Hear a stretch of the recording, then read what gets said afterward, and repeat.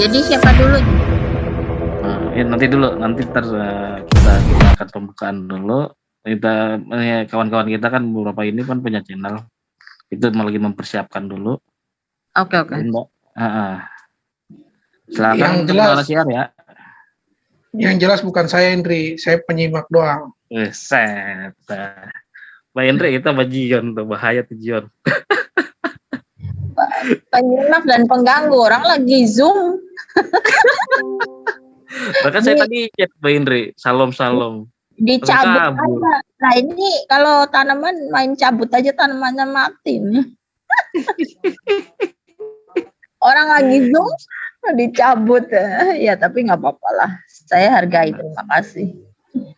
Nah, ya, tadi kan saya chat itu salam Pak tadinya cewek. Orang saya nunggu sampai beduk subuh, itu dari beduk subuh. Oke, Runda udah siap? Ya, teman-teman yang lain ditanya. Bang Ivan, yang lain udah siap? Benar siar? Hitung ya, dihitung mundur biar bareng-bareng. Saya juga mohon izin live ya. Ya, oke. Saya hitung mundur. Yang moderator siapa? Nah, saya boleh atau yang lain, Pak Najir boleh, silakan kalau mau. Jangan saya, nggak enak lah. Bang Wan. Saya kenapa? Jadi moderator Bang Wan, gantian. Saya kan penghuni gelap ini. Bang Wan aja, Bang Wan. Silakan Bang Wan, moderator. Gantian. Jangan saya mulu. Ya, hitungan. Bang Nasir, hitung 5 dari sekarang.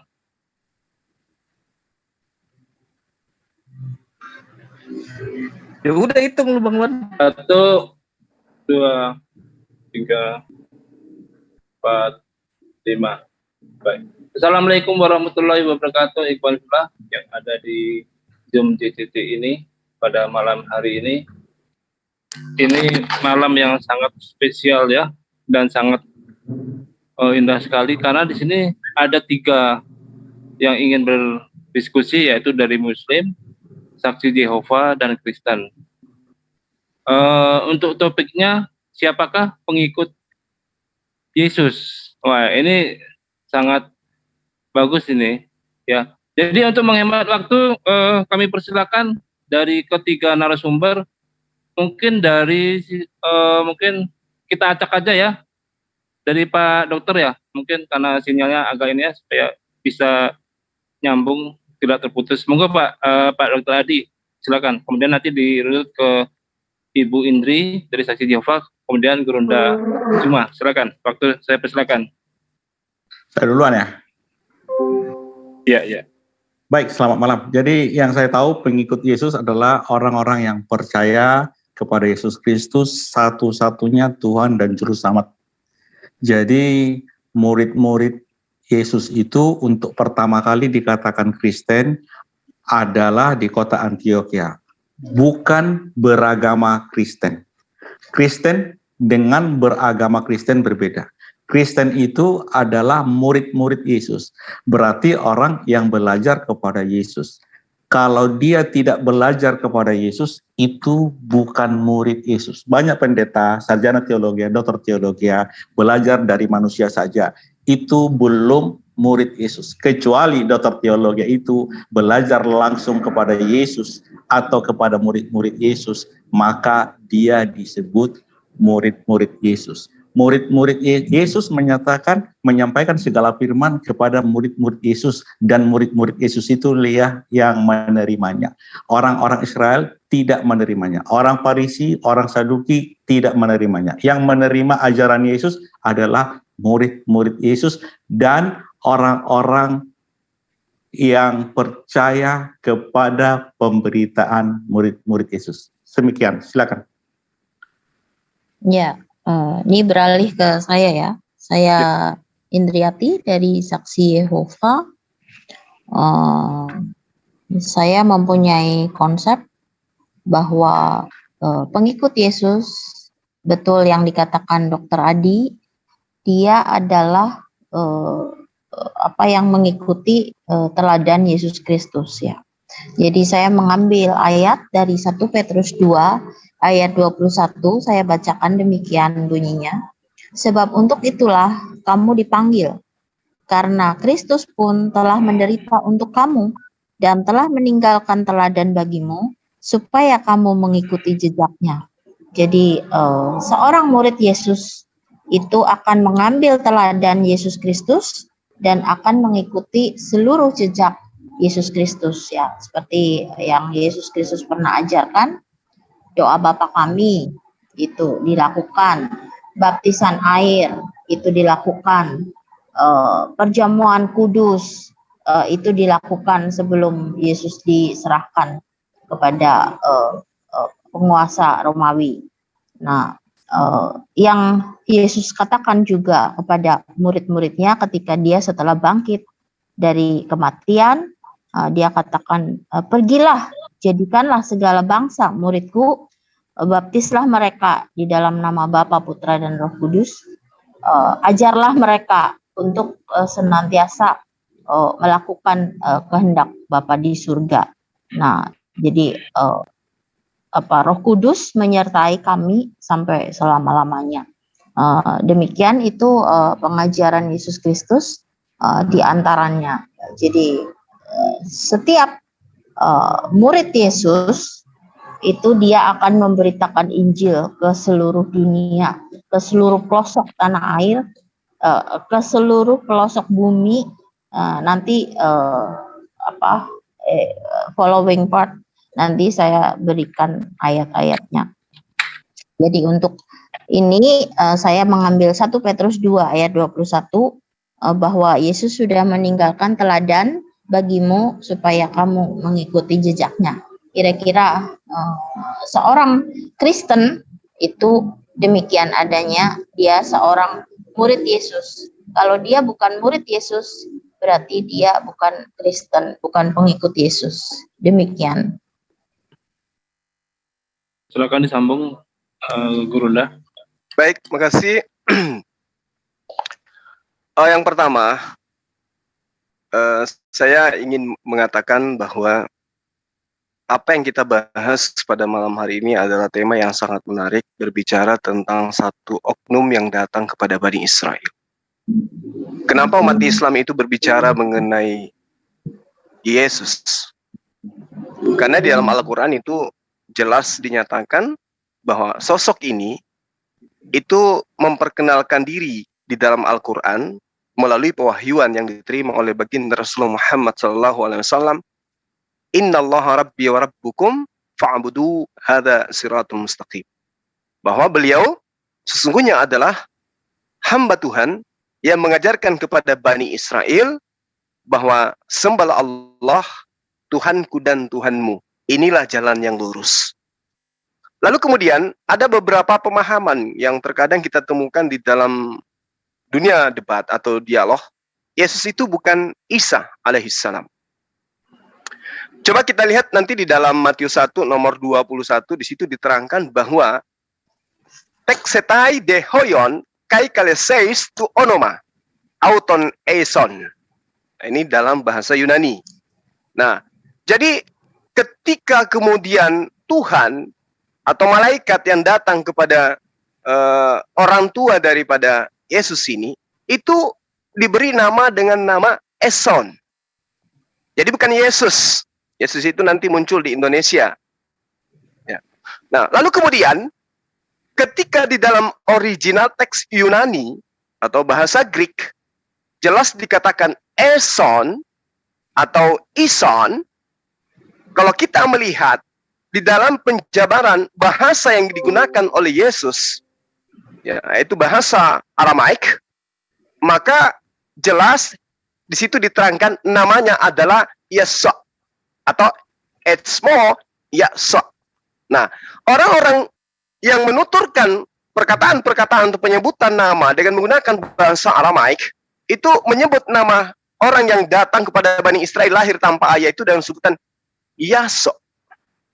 Nah, lalu kemudian ketika sejarah kemudian berjalan atau proses kehidupan manusia itu berjalan, khususnya orang-orang yang ada di Israel sana, yaitu orang-orang pengikut Yesus, mereka menuturkan bahasa atau penyebutan nama ini sedikit demi sedikit itu mirip kepada bahasa yang kemudian dituturkan oleh bangsa Arab.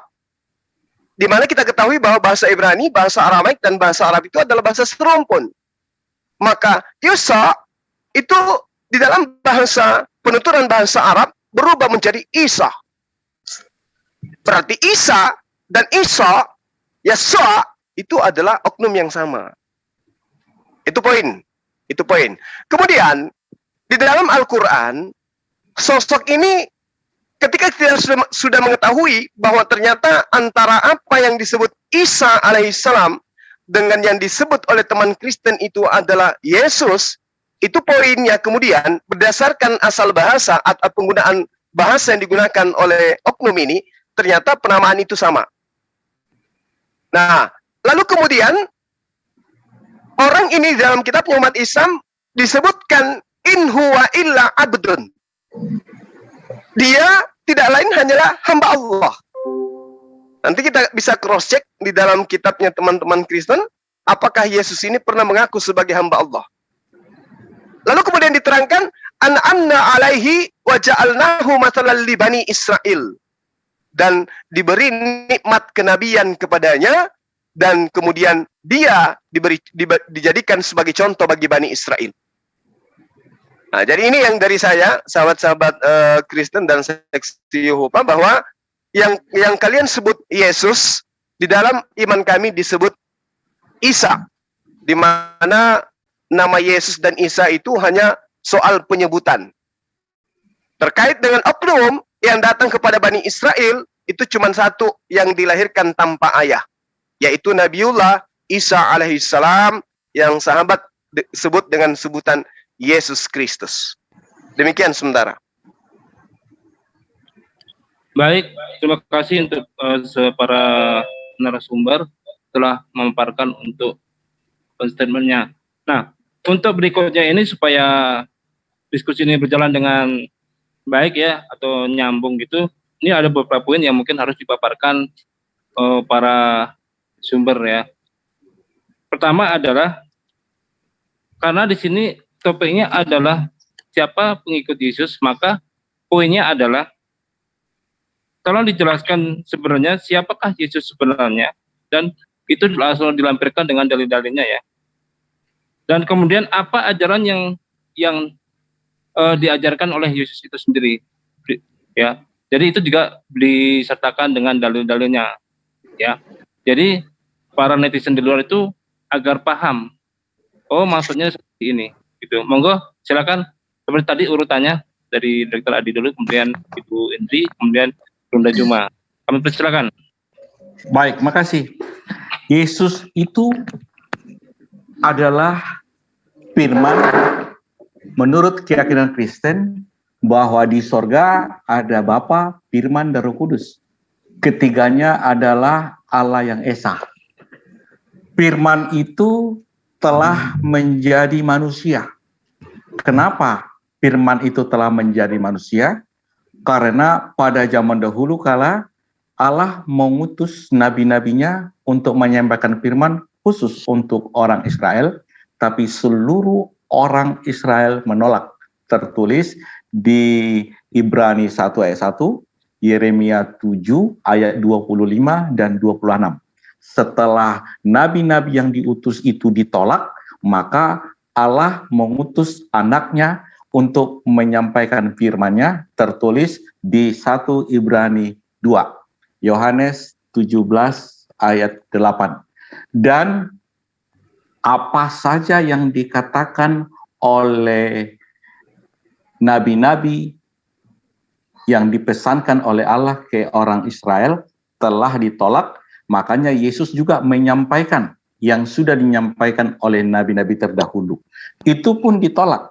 Bahkan dia dibunuh, seperti perkataan Yesus yang tertulis di Matius 16 ayat 21, Markus 8 ayat 31, Lukas 9 ayat 22. Dan setelah terjadi penyalipan dan bangkit pada hari ketiga, baru murid-murid Yesus percaya akan perkataan Yesus akan bangkit pada hari ketiga. Dan itu tertulis di Yohanes 20 ayat 8 dan 9. Sebelumnya mereka tidak mengerti apa yang dikatakan oleh Yesus. Jadi murid-murid itu, pengikut-pengikut itu adalah orang-orang yang belajar kepada Yesus. Seperti tertulis di Matius 11 ayat 29, belajarlah kepadaku. Yang menjadi murid Yesus adalah 12 orang pertama, mula-mula pertama kali diutus hanya untuk Bani Israel. Tertulis di Matius 10 ayat 5 dan 6. Setelah Yesus dibunuh, maka Yudas, salah satu murid Yesus, gantung diri. Tertulis di Matius 27 ayat 1 sampai 5. Setelah murid-murid Yesus tinggal 11, Yesus menampakkan diri kepada mereka dan mengutusnya kepada seluruh bangsa. Tertulis di Matius 28 ayat 16, 19, 20. Markus 16 ayat 14, 15, 20. Kisah para Rasul 1 ayat 8. Dan perintah Yesus itu harus sampai ke seluruh dunia, maka akan tiba kesudahannya. Tertulis di Matius 28 ayat 14. Setelah Yesus terangkat ke sorga, maka murid-murid itu pergi memberitakan itu. Seiring dengan perjalanan setelah Yesus di sorga, ada khusus murid istimewa, yaitu Paulus. Ketika Paulus ingin menyiksa atau membunuh atau membinasakan para pengikut Yesus, murid-murid Yesus di tengah jalan, Yesus bertemu dengan dia, tertulis di Kisah Rasul 9 ayat 4-5. Dan ayat 15 itu Yesus berkata melalui penglihatan kepada Ananias bahwa Paulus adalah alat bagi Yesus untuk memberitakan nama Yesus. Mula-mula murid-murid Yesus tidak percaya bahwa Paulus yang dulu masih bernama Saulus adalah pengikut Yesus. Tetapi Barabas meyakinkan karena Tuhan Yesus berbicara melalui penglihatan kepada Barabas bahwa Saulus itu alat pilihan bagi Yesus untuk memberitakan nama Yesus ke seluruh bangsa-bangsa maupun raja-raja Israel.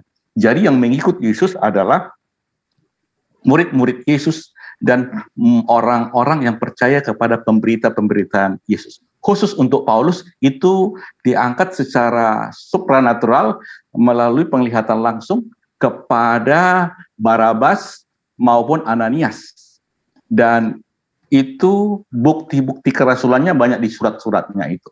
Dan yang saya percayai bahwa Bible adalah seluruh firman Tuhan yang diinspirasi atau diilhami ditulis oleh para penulis. Ada 40 orang penulis. Semuanya itu menulis yang sama. Perjanjian Lama adalah nubuatan-nubuatan yang tertulis mengenai Yesus digenapi di Perjanjian Baru.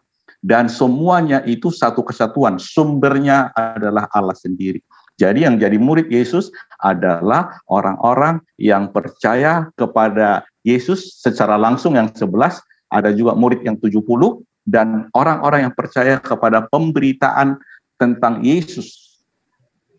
Demikian, Pak. Ya, baik. Terima kasih untuk Pak Teguh. Untuk narasumber yang lainnya, Bu Indri atau Bu Najwa, nanti kalau bisa berhubungan dengan poinnya ya, dan menyebutkan ayatnya sekalian kalau bisa dibacakan, karena kan kalau hanya menyebutkan surat dan ayatnya aja kan mungkin netizen di luar tidak paham ya. Itu untuk koreksi awalnya. Monggo silakan untuk Ibu Indri. Ya, Ya. Ya, terima kasih. Terima kasih. Saya akan menceritakan sekilas tentang Yesus Kristus ya. Siapakah dia? Di dalam Yohanes 1 ayat 1 dikatakan pada mulanya adalah firman. Firman itu bersama-sama dengan Elohim dan firman itu adalah Elohim. Ini pada mulanya memang dikatakan Yohanes, awal mulanya dia adalah firman. Ya, firman itu bersama-sama dengan Elohim. Lalu Yohanes 1 ayat 14 dikatakan, firman itu telah menjadi manusia dan diam di antara kita, dari kita telah melihat kemuliaannya, yaitu kemuliaan yang diberikan kepadanya sebagai anak tunggal Bapa, penuh kasih karunia dan kebenaran. Jadi Yesus Kristus ini adalah firman yang disebut dengan gelar anak tunggal Bapa. Jadi Bapa ini mempunyai Yesus Kristus sebagai anak tunggal Bapa. Nah, kemudian diteguhkan dengan ayat yang lain di dalam Lukas 8 ayat 28. Saya bacakan, ketika ia melihat Yesus, ia berteriak lalu tersungkur di hadapannya dan berkata dengan suara keras. Ya. Mungkin saya bacakan dari ayat 27-nya. Lukas 8 ayat 27. Yesus mengusir roh jahat dari orang Gerasa. Orang itu dirasuki oleh setan dan sudah lama ia tidak berpakaian dan tidak tinggal dalam rumah tetapi dalam pekuburan. Ketika ia melihat Yesus, orang yang dirasuki setan ini melihat Yesus, ia berteriak lalu tersungkur di hadapan Yesus dan berkata dengan suara keras, "Apa urusanmu dengan aku?" Orang itu berteriak. Lalu berteriak lagi, "Hai Yesus, Anak Allah, Anak Elohim yang Maha Tinggi, aku memohon kepadamu supaya engkau jangan menyiksa aku." Jadi ini setan yang ada di dalam orang yang kerasukan setan ini, dia berteriak memanggil Yesus, Anak Elohim yang Maha Tinggi. Ya, aku memohon kepadamu supaya engkau jangan menyiksa aku. Nah, peristiwa penyaliban Yesus itu dikarenakan Yesus mengatakan bahwa dirinya adalah anak Elohim. Merujuk kepada Yohanes 1 ayat 14, ini cocok apa yang Yohanes katakan bahwa Yesus adalah anak tunggal Bapa, penuh kasih karunia dan kebenaran. Jadi Yesus adalah anak tunggal dari Bapa, Yod-Heh-Vav-He, yang dipanggil oleh Yesus ketika dia di tiang siksaan, disalib. Yesus memanggil Eloi, Eloi lama sabachthani. Jadi Tuhan Bapa di surga yang bernama Yod-Heh-Vav-He itu yang dipanggil Eloi, Eloi, atau dalam bahasa Ibrani Eli, Eli, itu adalah bapaknya, adalah Bapa dari Yesus Kristus. Nah, menanggapi tadi Bang Zuma mengatakan bahwa dari bahasa Aram itu iso ya, bahasa Arab Isa, maka terindikasi bahwa Yesus ini dari bahasa Yunani Yesus ya, bahasa Yunani Yesus, Aram itu iso, Arab itu Isa, sehingga Ustadz Bang Zuma mengindikasikan bahwa Yesus yang disebut di dalam Injil sama dengan Isa yang ada di dalam Al-Quran. Maka saya juga membenarkan, tetapi ini hanya terkait masalah nama ya, terkait masalah nama karena Injil ditulis dalam bahasa Yunani, maka disebut Yesus. Yesus ini bahasa Indonesia, kalau bahasa Yunani Yesus ya. Nah itu. Jadi ada kesinkronan masalah nama, tetapi jika kita mempelajari lebih dalam lagi detail-detailnya tentang Yesus Kristus, ya kita belum berbicara tentang pribadi yang sama mengenai Yesus di Injil dan Isa di dalam Al-Quran. Nah, mungkin lebih jauh lagi nanti kita akan bahas lebih dalam lagi tentang siapa Yesus. Kita bisa menginjak ke part berikutnya. Jadi saya sampaikan kepada publik bahwa Yesus Kristus adalah anak tunggal Bapa menurut Yohanes 1 ayat 14. Menurut Lukas pula ini ada kesaksian yang lain bahwa Yesus memang anak Allah yang maha tinggi, anak Elohim ya. Jadi anak Elohim yang maha tinggi. Seperti itu. Lukas 8 ayat 28. Jadi kita menginjak untuk lebih dalam lagi melihat detail tentang Yesus Kristus. Silahkan co-host. Baik, Bu Indri. Sangat panjang ya. Ya, jadi dari paparan dua narasumber ini ada sedikit persamaan, ada sedikit, tapi itulah paparan dari mereka. Nah, sekarang dari Muslim, untuk pemaparan siapakah Yesus dan apa yang diajarkannya. Monggo silakan Gurunda. Baik, makasih. Terima kasih kawan-kawan tentang paparan Anda terkait dengan iman, ya, iman kita masing-masing. Saya hargai. Kalau kami dalam ajaran agama Islam terkait dengan sosok yang datang kepada Bani Israel, ya, itu di dalam surah Al-Maidah melihat fenomena yang ada, Allah kemudian menceritakan kepada kami dalam ajaran agama Islam dalam surah Al-Maidah ayat 116. Bismillahirrahmanirrahim. Wa is qala Allahu ya Isa bin Maryam a anta qulta linnas takhizuni. Wahai Isa putra Maryam, anak laki-lakinya Maryam, engkaukah yang mengatakan kepada orang-orang, jadikanlah aku sebagai Tuhanmu selain daripada Allah. Sosok ini kemudian menjawab, Qala subhanaka, maha suci engkau ya Allah. Ma yakunu li, ya, maha suci engkau ya Allah, tidak patut bagiku akulah untuk mengatakan ma laysa li bihaqqa, apa yang bukan hakku untuk aku katakan. Jadi ketika sosok ini, nabi ini ditanyai oleh Allah, wahai Isa, anak laki-lakinya Maryam, engkaukah yang mengatakan kepada orang-orang, jadikan aku dan juga ibuku Tuhan selain Allah. Nah, oknum ini kemudian menjawab, maha suci engkau, tidak patut bagiku mengatakan apa yang bukan hakku. Dan ini juga diterangkan oleh kitab sahabat Kristen, bahwa Yesus itu tidak berkata-kata dari dirinya sendiri. Apa yang dia katakan adalah apa yang diperintahkan oleh Bapa untuk ia katakan.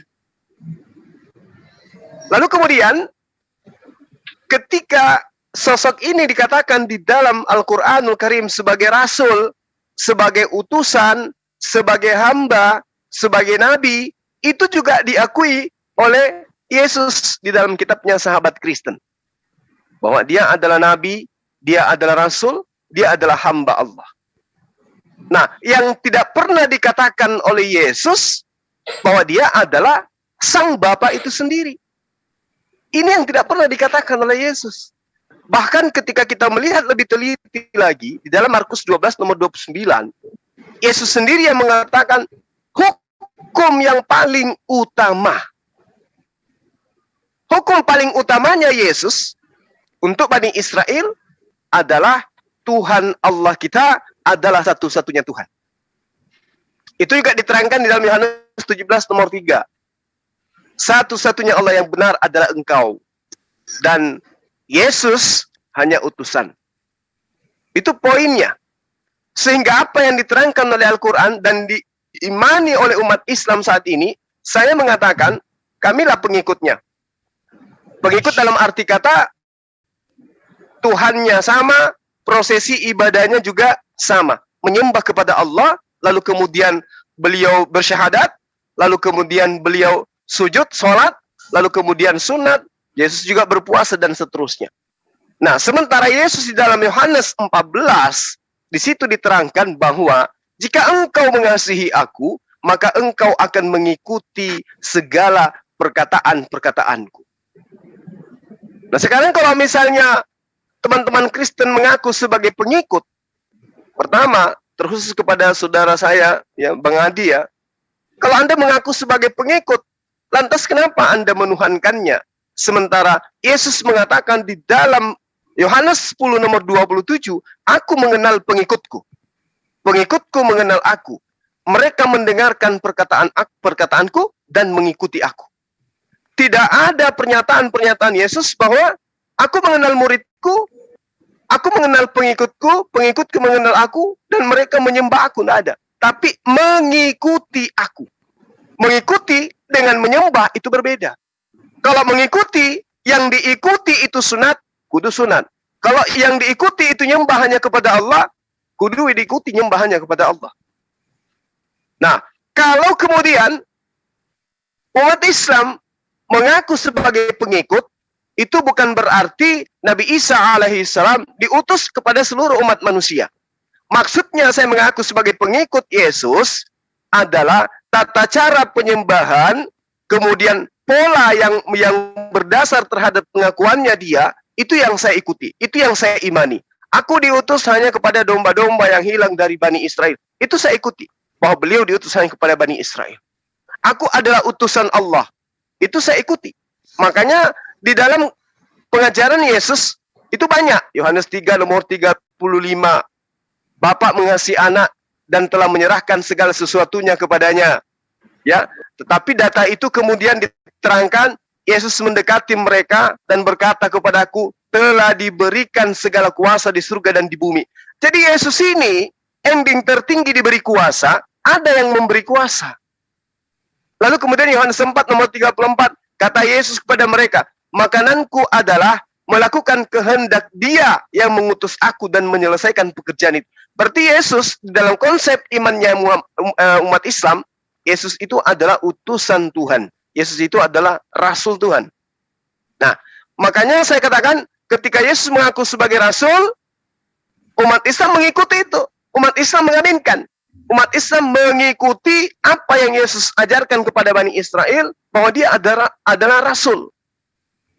Bukan berarti mengikuti Yesus, berarti kemudian menganggap Yesus itu adalah Tuhan. Yang saya lihat, teman-teman Kristen itu mengikuti orang-orang yang mengajarkan tentang Yesus, tapi tidak mengikuti ajaran Yesus.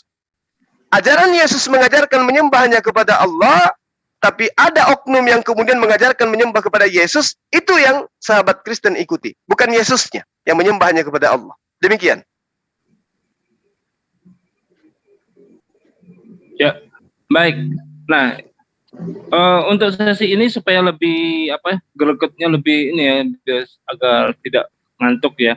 Jadi dari 3 narasumber ini, di sini kita berikan ada pertanyaan dan kemudian langsung ada yang mengkonter ya. Nah, nanti sistemnya bisa mengajukan ke salah satu atau 2 daripada narasumber ya. Jadi dilakukan satu pertanyaan dan langsung dijawab. Nah, dijawabnya itu nanti tinggal bertanya ya kepada siapa yang ditanya dan kepada siapa untuk yang menjawab. Ya, paham mungkin untuk narasumber dengan sistemnya ini? Ya. Paham ya? Oke. Untuk sesi tanya jawab ini, monggo untuk yang pertama, seperti yang tadi Pak Adi, silakan. Di sini ada 3 ya. Jadi pertanyaan itu bisa ditujukan ke Saksi Yehova dan Gerunda Juma atau salah satu aja. Silakan, Pak Adi. Saya kasih waktu untuk pertanyaannya 1 menit, untuk jawabannya 3 menit ya. Ini saya menggunakan stopwatch juga di sini. Silakan Pak Adi.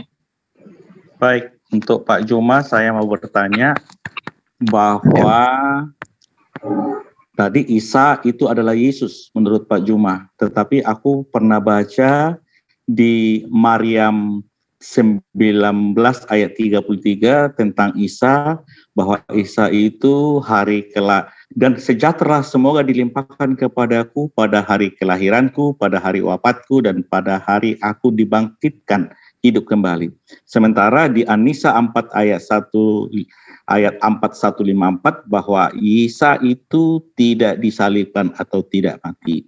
Mana yang benar? Apakah An-Nisa 4 ayat 157 bahwa Isa itu tidak benar disalib, berarti dia langsung diangkat ke sorga, atau di Maryam 19 ayat 33 mengatakan bahwa Isa itu ada hari kelahiran, ada wafat, dan dibangkitkan hidup. Sekian, Pak Juma. Ya, yang tadi di surah berapa Pak? Yang tadi surah apa? Maryam 19:33 dengan An-Nisa. Sama An-Nisa 4 ayat 157. 157. An-Nisa dengan surah An-Nisa ya? Iya. An-Nisa 4 157, Maryam 19 ayat 33. Oke. Ya, 33 dengan An-Nisa 157. Ya, baik. Baik. Silakan, Bunda. Oke. Jadi terima kasih atas pertanyaan saudara saya ini ya. Jadi apakah bertentangan kemudian? Kalau di dalam surah An-Nisa ayat 157 di situ diterangkan pernyataan orang-orang yang mengatakan bahwa sesungguhnya kami telah membunuh ya, yaitu Isa. Lalu kemudian ketika mereka ini mengatakan telah membunuhnya, padahal mereka tidak membunuhnya dan tidak pula menyalibnya, tetapi diserupakan bagi mereka orang yang dibunuh itu dengan Nabi Isa, sesungguhnya mereka berselisih pendapat tentangnya. Ini bisa di cross check nanti di Kisah Para Rasul 25 ayat nomor 19. Di situ Paulus dan murid-murid Yesus berselisih paham tentang Yesus, apakah mati atau masih hidup. Sesungguhnya mereka berselisih paham tentang Nabi Isa alaihissalam. Padahal mereka ragu tentang itu, yakni pembunuhan yang mereka lakukan. Mereka tidak mempunyai sedikit pun pengetahuan menyangkut hal itu, yakni tentang pembunuhan Nabi Isa. Dan apa yang mereka katakan kecuali mengikuti persamaan belaka dan mereka tidak membunuhnya dengan yakin. Lalu kemudian sahabat kita menerangkan tentang surah Maryam ayat 33. Ya, di situ diterangkan bahwa Bismillahirrahmanirrahim, wassalamu alayya yauma ulidtu wa yauma amutu wa yauma ab'atsu hayya. Jadi diterangkan di sini keselamatan dilimpahkan kepadaku pada hari aku dilahirkan, pada hari aku meninggal, dan pada hari aku dibangkitkan hidup kembali. Jadi di sini tidak ada pertentangan. Pada dasarnya seluruh ciptaan Allah, seluruh ciptaan Tuhan, ya, itu akan mengalami tiga proses ini, akan mendatangi stasiun-stasiun ini dalam kehidupannya. Jadi kemudian Nabi Isa mengatakan dilahirkan, betul. Lalu kemudian meninggal, betul. Nabi Isa akan meninggal, tapi bukan sekarang. Ya, dia masih hidup. Lalu kemudian dibangkitkan nanti setelah Nabi Isa alaihissalam dilahirkan, kemudian didatangkan untuk yang kedua kalinya, lalu kemudian dia meninggal, setelah meninggal lalu dibangkitkan. Itu nggak ada masalah, nggak ada pertentangan di situ. Antara apa yang diterangkan oleh surah Maryam dengan apa yang diterangkan dalam surah An-Nisa ayat 57 itu tidak ada pertentangan. Nabi Isa alaihissalam itu diangkat. Lalu kemudian di ayat lain Nabi Isa menerangkan dia dilahirkan, dia meninggal kemudian dibangkitkan. Itu betul. Namun di dalam pemahaman umat Islam, Nabi Isa alaihissalam itu sama seperti yang tertuang di dalam Mazmur 91. Allah menyelamatkan Nabi Isa dengan mengirim malaikatnya untuk menatang di tangannya agar Nabi Isa alaihissalam itu tidak mati dibunuh oleh tentara Romawi. Itu jelas.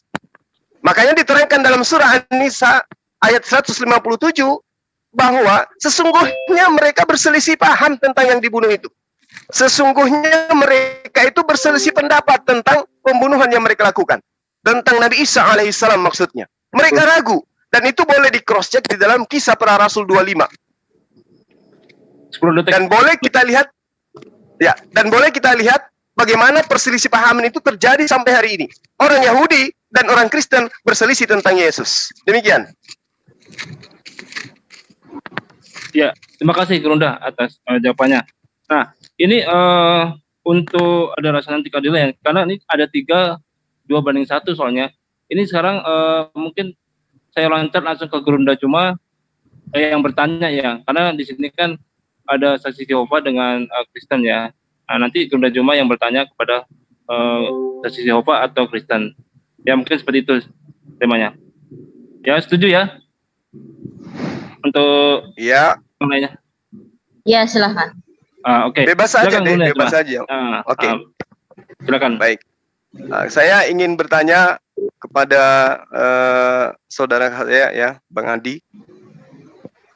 Kalau Yesus itu kemudian mengajarkan Bani Israel menyembah hanya kepada Allah, tidak pernah mengajarkan menyembah kepada dirinya. Yesus mengajarkan hidup kekal itu adalah mereka mengenal Engkau satu-satunya Allah yang benar. Dan di waktu yang bersamaan Yesus mengajarkan dan mengenal Aku yang Engkau utus. Artinya mengenal Aku sebagai Rasul-Mu. Pertanyaan saya kepada sahabat saya, siapa yang mengajarkan Bapak menyembah anak Maria yang mengajarkan justru menyembah kepada Allah, kepada Bani Israel? Silakan, Pak. Baik, terima kasih Pak Ustadz Juma. Jadi Silakan, seperti yang saya terangkan tadi, bahwa Allah mengutus semua nabi-nabi ke orang Israel, tapi orang Israel menolak. Akhirnya Allah mengutus anaknya yang tunggal. Anaknya yang tunggal itu menurut keyakinan saya adalah Dia sendiri. Karena di sorga ada Bapa, Firman, dan Roh Kudus, ketiganya adalah satu. Dia sendiri. Yesus itu turun dari sorga, diutus oleh Bapa untuk membangkitkan orang-orang mati pada akhir zaman dan memberikan hidup yang kekal. Yesus itu turun dari sorga untuk menyampaikan segala firman, karena segala firman yang dulunya disampaikan oleh nabi-nabi telah ditolak oleh orang Israel. Jadi Yesus turun dari sorga, telah menjadi manusia. Selama dia di bumi, dia sebagai manusia untuk menggantikan nabi-nabi penyampaikan firman. Makanya seperti Matius 12 ayat 29 yang Bapak bilang bahwa Allah itu Esa, sebelum Yesus berkata Allah itu Esa, seluruh nabi-nabi yang diutus Allah sudah mengatakan itu duluan kepada orang Israel. Dan orang Israel tidak percaya. Tertulis di Yeremia 7 ayat 25 sampai ayat 26, bahwa dari sejak dulu nabi-nabi yang diutus oleh Allah kepada orang Israel ditolak oleh leluhur nenek moyang orang Israel. Makanya Yesus yang adalah Allah sendiri telah menjadi manusia, menyampaikan firman, disampaikan juga yang telah dikatakan oleh nabi-nabi itu kembali. Jadi saya percaya Yesus adalah Tuhan, telah menjadi manusia, menyampaikan firman. Selama di dunia, Yesus itu adalah manusia. Tetapi satu sisi, Yesus mengutus nabi-nabi. Tertulis di Matius 23 ayat 34. Nabi-nabi juga diutus oleh Yesus. Dan Roh Kudus sendiri pun diutus oleh Yesus. Kenapa Yesus bisa mengutus Roh Kudus? Tertulis di Yohanes 16 ayat 7, Yohanes 15 ayat 26, Yohanes 14 ayat 26. Jadi pemahaman saya selagi dunia, Yesus itu telah menjadi manusia. Kalau dia telah menjadi manusia bukan disembah, tetapi dia menyampaikan firman. Kenapa dia menyampaikan firman? Karena nabi-nabi terdahulu telah ditolak semua oleh orang Israel. Jadi nabi itu menyampaikan firman. Demikian Pak Juman. Ya, silakan Bang Juma kalau ingin disanggah. Oke. Baik. Terima kasih atas jawaban saudara saya ya, bahwa Tuhan mengutus dirinya untuk kemudian menyelamatkan manusia. Jadi gini, kalau saya melihat apa yang tertuang di dalam pengajaran para nabi, khususnya yang ada di dalam kitab Perjanjian Lama, jelas di dalam Yesaya 19 nomor 20 diterangkan, itu akan menjadi tanda kesaksian bagi Tuhan semesta alam di tanah Mesir. Apabila mereka berseru kepada Tuhan, oleh karena orang-orang menindas, maka Tuhan akan mengirim seorang juru selamat kepada mereka yang akan berjuang dan akan melepaskan mereka.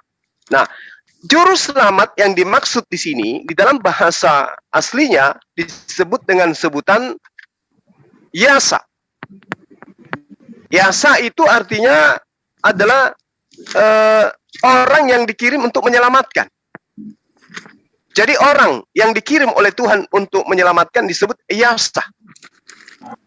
Nah, lalu kemudian di Hakim 3 nomor 9, lalu berserulah orang Israel kepada Tuhan, maka Tuhan membangkitkan seorang penyelamat bagi orang Israel, yakni Otniel, anak Kenas, adik Kaleb. Lagi-lagi di dalam bahasa aslinya juga sama. menggunakan kata Yasa, yang kemudian jelas diterangkan dia adalah penyelamat, dia adalah juru selamat. Berarti juru selamat bagi Bani Israel itu bernama Otniel. Hakim-Hakim 3 nomor 9. Kalau Yesus kemudian mengaku sebagai juru selamat, jauh sebelum Yesus itu sudah ada juru selamat bagi Bani Israel. Namanya Otniel. Silakan dilihat di Hakim-Hakim 3 nomor 9. Karena itulah kemudian ketika umat Islam mengimani apa yang kemudian diterangkan dalam Al-Quran, "Maqultu lahum illa ma amartani bi ani a'budullah rabbi wa rabbakum," maka siapa dari Bani Israel yang ingin selamat, tak lain dan tak bukan mengikuti perintah Yesus, menyembah hanya kepada Allah dan mengaku Yesus sebagai utusan Allah. Dia adalah juru selamat bagi Bani Israel, sama seperti Oniel, sama seperti nabi-nabi yang lain, bahkan sama seperti Yohanes yang datang menyelamatkan para pesundal yang percaya bahwa datangnya Yohanes mengajarkan tentang menyembah kepada Allah.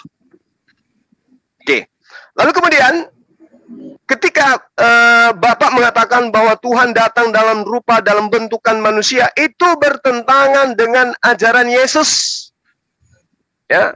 Yesus mengatakan, "Aku datang bukan atas kehendakku sendiri." Berarti Yesus bukan Bapa. Tetapi aku datang atas kehendak Dia yang telah mengutus aku. Berarti Yesus bukan Bapa. Aku tidak dapat berkata-kata dari diriku sendiri. Berarti Yesus bukan Bapa. Karena Bapa itu maha berkehendak.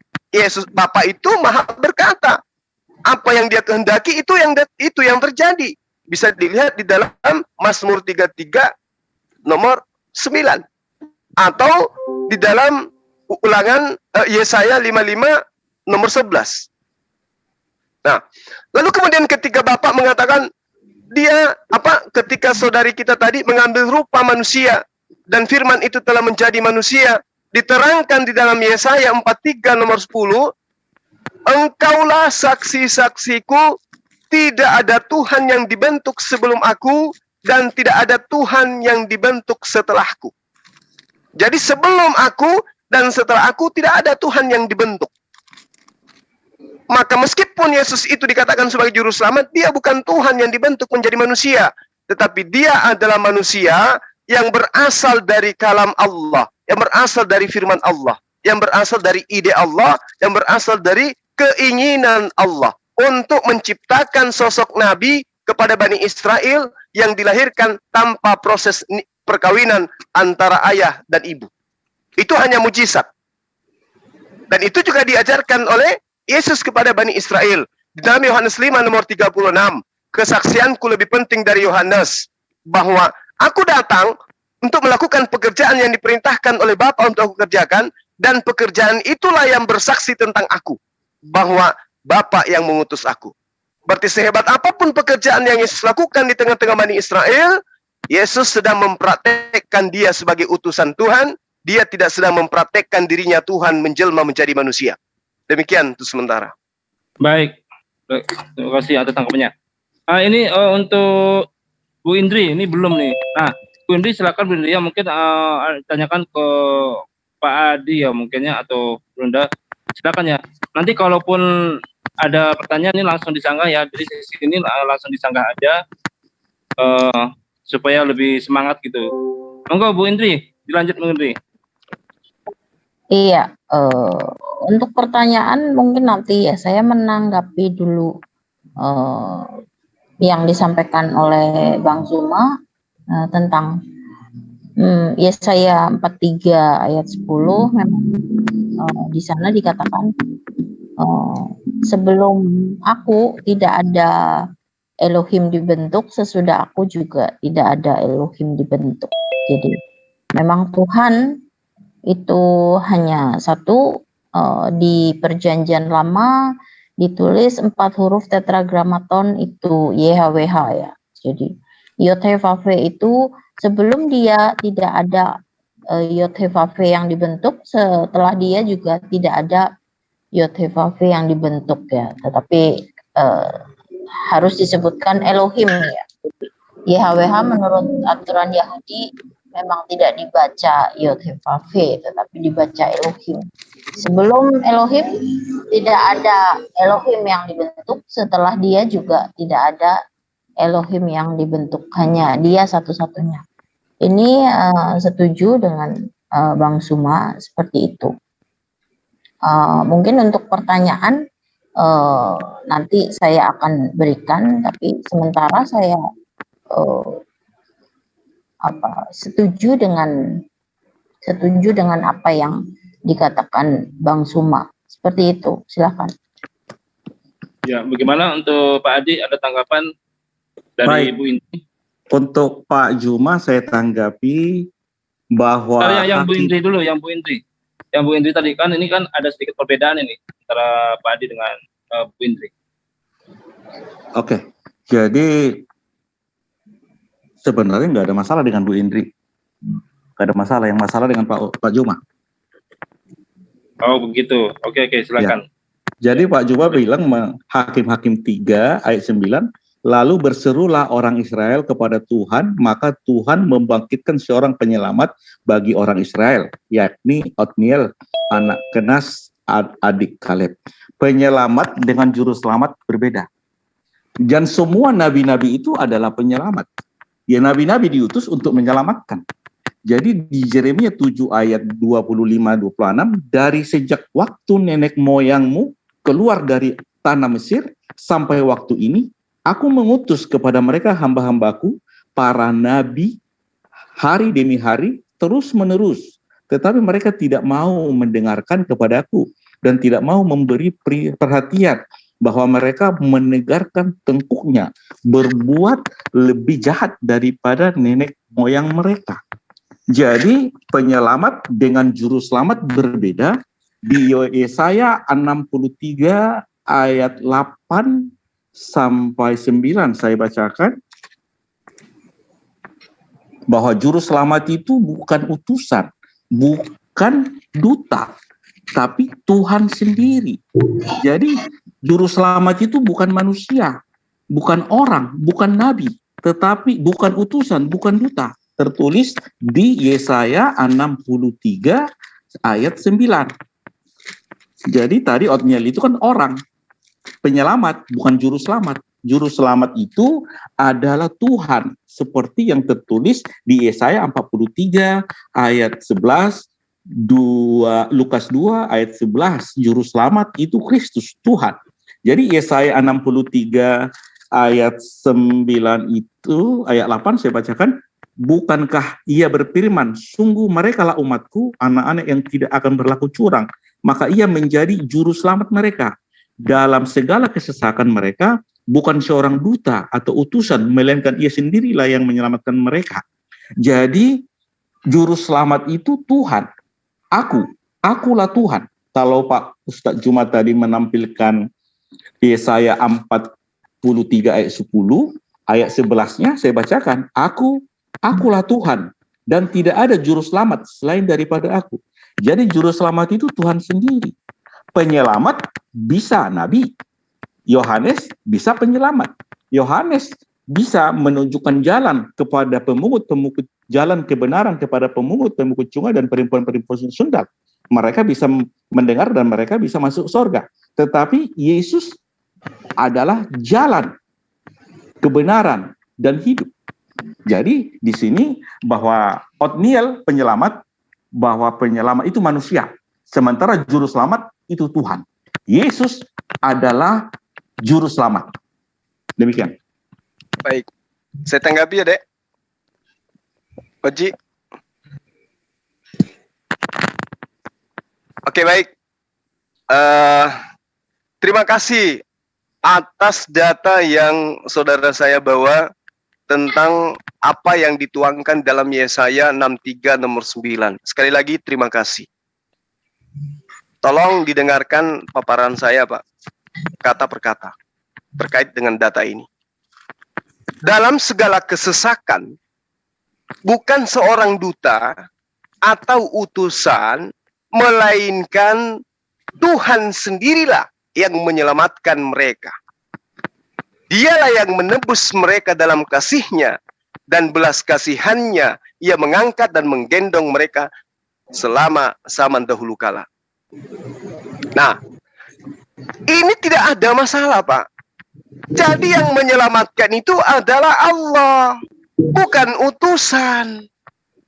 Makanya utusan yang Anda sembah itu pernah berkata, aku tidak dapat berbuat apa-apa dari diriku, karena aku utusan. Kalau aku mengatakan aku juru selamat, nggak apa-apa. Aku memang juru selamat bagi Bani Israel. Kenapa? Karena aku diutus oleh Sang Pemberi Selamat. Makanya yang memberi keselamatan itu bukan Yesus, tapi Tuhannya Yesus yang memberi keselamatan kepada manusia, kepada Bani Israel, pada Bani Israel. Makanya Yesus mengatakan begini di dalam Yohanes 7 nomor 16. Jawab Yesus kepada mereka, ajaranku tidak berasal dari diriku sendiri. Coba Pak. Berarti Yesus bukan sang juru selamat. Yesus hanya utusan. Kenapa? Karena Yesus masih menerima ajaran. Ajaran itu yang disampaikan kepada Bani Israel bukan dari Yesus, tapi dari Dia yang mengutus Yesus. Nah, ini saya lengkapi datanya, Pak. Di dalam Yohanes 7 nomor 16 ini pengakuan Yesus loh kepada Bani Israel. Jawab Yesus kepada mereka, ajaranku tidak berasal dari diriku sendiri, tetapi dari Dia yang telah mengutus aku. Aku utusan. Kata Yesaya, yang menyelamatkan bukan utusan. Kata Yesus, dirinya utusan. Jadi saya lebih percaya kepada Yesus. Makanya saya mengatakan, saya pengikut Yesus. Itulah Pak ya. Lalu kemudian ketika Bapak mengaku tidak ada masalah dengan saudari kita, ya, Mbak Indri, berarti Bapak nggak perhatikan pernyataan beliau. Dia mengatakan, memang tidak ada Tuhan yang dibentuk menjadi manusia. Sementara Bapak menyembah manusia bernama Yesus dengan pemahaman Sang Tuhan telah menjadi manusia. Sementara dalilnya, Yesaya 43 nomor 10, tidak ada Tuhan yang dibentuk. Sementara Yesus itu dibentuk. Katanya Tuhan Bapa roh. Tapi kok Yesus bentukannya manusia, jasad, daging. Berarti Tuhan Bapa dibentuk. Sekiranya Bapa hadir pada masa itu, ketika Tuhan mengangkat saksi-saksi, lalu kemudian hari ini Anda bersaksi di hadapan saya katakan, Anda adalah saksi palsu. Karena Tuhan dikatakan dalam Yesaya 43 nomor 10, engkaulah saksi-saksiku, bahwa tidak ada Tuhan yang dibentuk sebelum aku, dan tidak ada Tuhan dibentuk setelahku. Tapi kok sekarang Anda bersaksi bahwa Yesus itu adalah Tuhan yang dibentuk menjadi daging, menjadi manusia. Oleh karena itulah Pak, saya berterima kasih. Saudara mengangkat Yesaya 63 nomor 9, bukan utusan Pak yang menyelamatkan, tapi yang mengutus. Nah, makanya di dalam Mazmur 33 nomor 9, diterangkan, sebab Tuhan berfirman, maka semuanya jadi. Dia Tuhan memberi perintah, maka semuanya ada. Innama amruhu idza arada syai'an ayyaqula lahu kun fayakun. Tuhan mau Maria yang perawan melahirkan seorang anak manusia, tinggal perintah. Gabriel sampaikan kepada Maria, saya mau dia hamil. Hamil, tercipta, lahir anak Maria. Tidak ada yang bisa membantah. Kun fayakun. Kalau saya mau, maka kamu yang tidak punya suami pun melahirkan manusia. Itu yang terjadi, Pak. Makanya saya katakan, saya pengikut Yesus yang setia. Mengimani beliau adalah utusan Allah tanpa embel-embel. Demikian. Boleh saya tanggapi? Silakan. Silakan Pak Dik, silakan. Baik. Jadi Yesaya 43 ayat 11, aku Tuhan adalah juru selamat. Di Lukas 2 ayat 11, hari ini telah lahir bagimu juru selamat, yaitu Kristus, Tuhan di kota Daud. Jadi Yesus adalah juru selamat, Tuhan. Jadi juru selamat tadi itu bukan utusan, bukan duta, tetapi Tuhan. Jadi Kristus yang lahir itu adalah Tuhan, sebenarnya bukan dibentuk. Firman itu telah menjadi manusia untuk membuktikannya dia dilahirkan oleh manusia. Tertulis di Matius 1 ayat 18 sampai 25. Dia dikandung roh, dari roh, bukan hubungan suami istri, kalaupun dijadi daging untuk menggenapi yang tertulis. Itu, walaupun di Saksi Jehovah memang bahwa Yesus itu bukan Tuhan. Ya, saya tahu pemahaman Saksi Jehovah. Tetapi kalau saya tanya kepada Saksi Jehovah, apakah Saksi Jehovah percaya bahwa Nabi Muhammad adalah utusan? Nanti Pak Bu Indri nanti bisa jawab. Jadi di antara banyak denominasi Kristen, tidak ada yang percaya bahwa Nabi itu hanya orang Yahudi. Tidak ada di luar Yahudi. Jadi utusan itu hanya orang Yahudi. Itu menurut Bibel ya. Jadi pemahaman kita berbeda di sini. Kalau saya percaya bahwa Yesus itu Tuhan telah menjadi manusia, prosesnya ikut manusia. Kalau manusia dilahirkan manusia, walaupun tidak hubungan suami istri. Buktinya dilahirkan dari manusia dan disunat pada hari ke-8 di Lukas 2 ayat 21, dibaptis penuh Roh Kudus. Dan murid Yesus adalah orang-orang yang telah lahir kembali dan dilahirkan dari air dan roh. Kalau dia, kenapa harus dilahirkan kembali? Karena setelah Adam jatuh dalam dosa, dia mati rohani, terusir dari sorga, tercampak dari Taman Eden, menjadi mendiami bumi, sehingga Adam dan keturunan Adam semua udah mati rohani. Kalau mau ke sorga kembali, harus dilahirkan kembali, lahir dari air dan roh. Artinya mereka harus percaya kepada Yesus satu-satunya juru selamat. Berarti juru selamat tadi menurut Yesaya 43 ayat 11 adalah Tuhan. Yesaya 63 ayat 9 bukan duta, bukan utusan. Dan Lukas 2 ayat 9 ayat 11 bahwa hari ini telah lahir bagimu Kristus juru selamat, Kristus Tuhan, Kristus Tuhan. Jadi yang juru selamat itu Tuhan, bukan utusan. Dan jika Yesus hanya utusan, kenapa Yesus bisa turun dari sorga? Kenapa Yesus bisa mengutus nabi-nabi? Matius 23 ayat 34, bisakah utusan mengutus nabi-nabi? Kalau Yesus itu hanya utusan, kenapa Yesus itu bisa mengatakan saya akan mati dan bangkit kembali? Kalau Yesus itu hanya utusan, kenapa Yesus bisa mengatakan aku akan memberikan hidup yang kekal? Yohanes 10 ayat 28. Kalau Yesus itu hanya utusan, kenapa Yesus bisa mengutus Roh Kudus? Saya akan meninggalkan, saya akan kembali kepada Bapa, saya akan terangkat ke surga, dan setelah saya kembali ke sana, saya harus ada lebih baik aku pergi. Kalau tidak, saya tidak akan mengirimkan penghibur, yaitu Roh Kudus. Roh Kudus itulah yang akan mengajarkan semua yang pernah dikatakan oleh Tuhan Yesus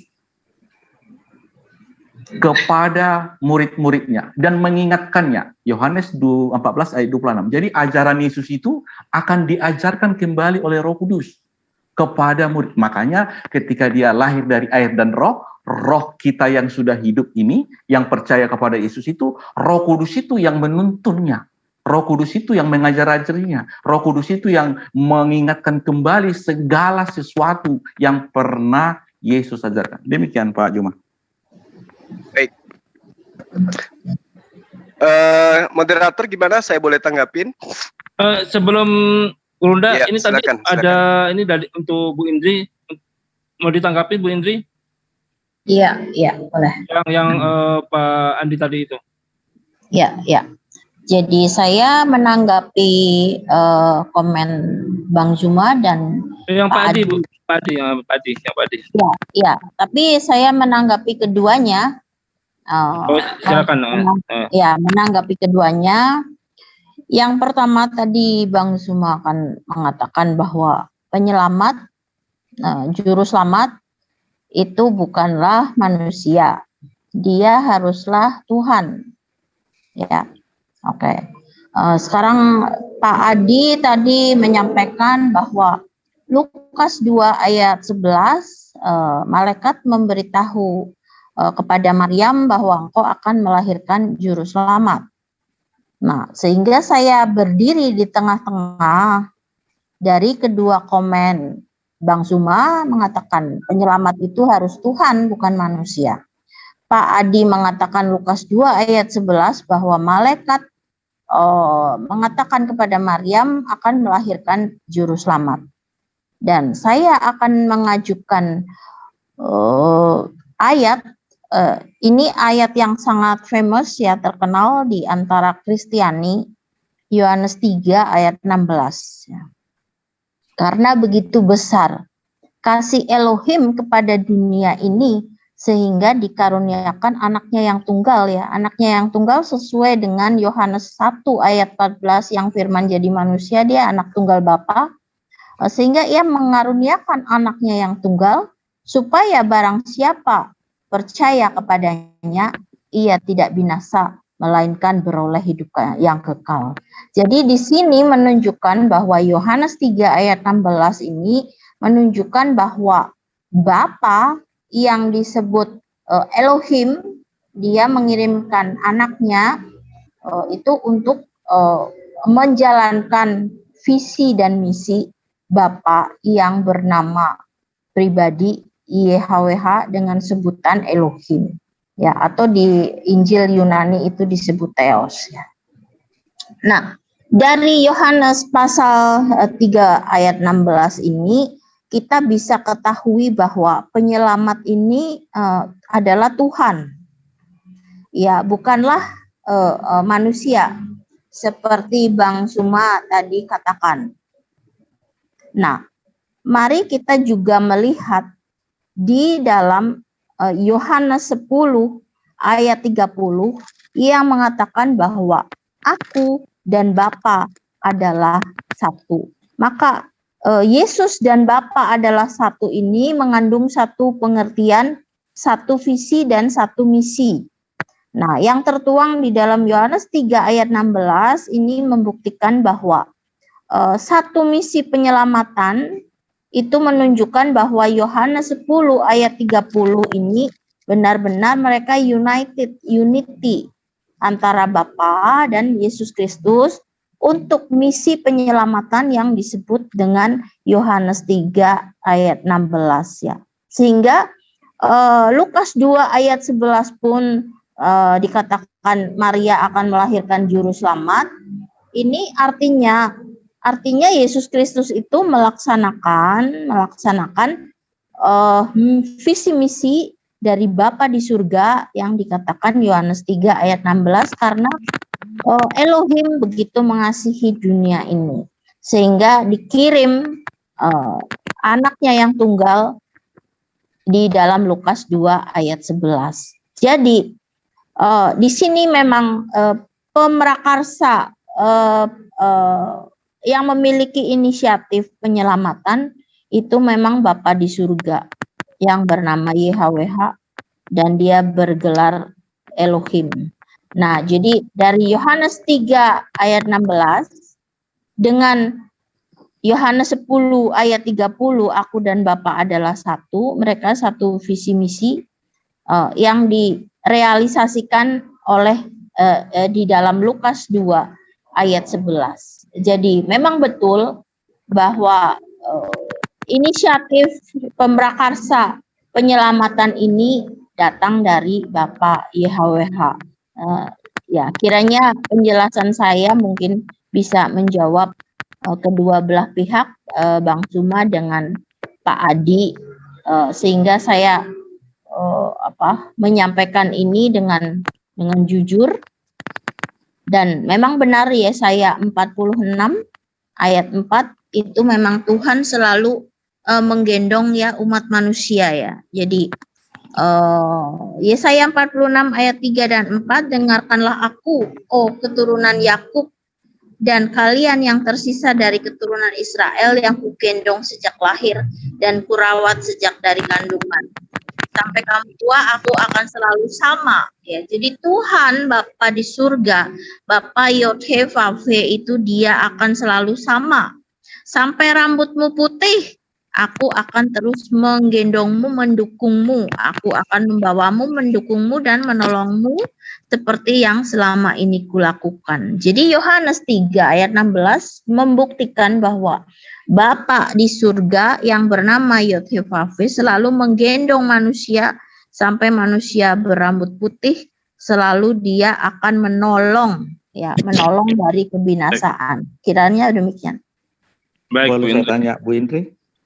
Ya, Boleh boleh. saya bertanya, Ya, Bu Indri? Yohanes 3 ayat 16. Ya. Karena begitu besar kasih Allah akan dunia ini, sehingga saya baca lah ya, jadi Elohim nggak ada sini, nggak apa-apa. Karena Ya. begitu besar kasih Allah akan dunia ini, sehingga ia telah mengaruniakan anaknya yang tunggal, supaya setiap orang yang percaya kepadanya tidak binasa, melainkan beroleh hidup. Kepadanya itu siapa? Bapa atau Yesus? Bapak. Bukan Yesus. Iya, bukan. Sebentar. Karena begitu besar kasih Allah akan dunia ini, sehingga ia telah jeda mengaruniakan. ya. Jeda dulu. Karena begitu besar kasih Allah akan dunia ini, Ya. teruskan Pak. Sehingga ia telah mengaruniakan anaknya yang tunggal. Ya, sehingga ia telah mengaruniakan anaknya yang tunggal. Jeda ya. Ya. Ya, terus lanjutkan. Supaya setiap orang yang percaya kepadanya tidak binasa. Ya. Supaya setiap orang yang percaya kepadanya, kepada Bapa, tidak binasa. Karena apa? Karena pemrakarsa adalah Bapa di surga. Yohanes 3 ayat 16. Ya, silakan. Menurut saya itu Yesus, karena dia mengaruniakan anaknya yang tunggal. Sama seperti di Ibrani 1 ayat 2 tadi.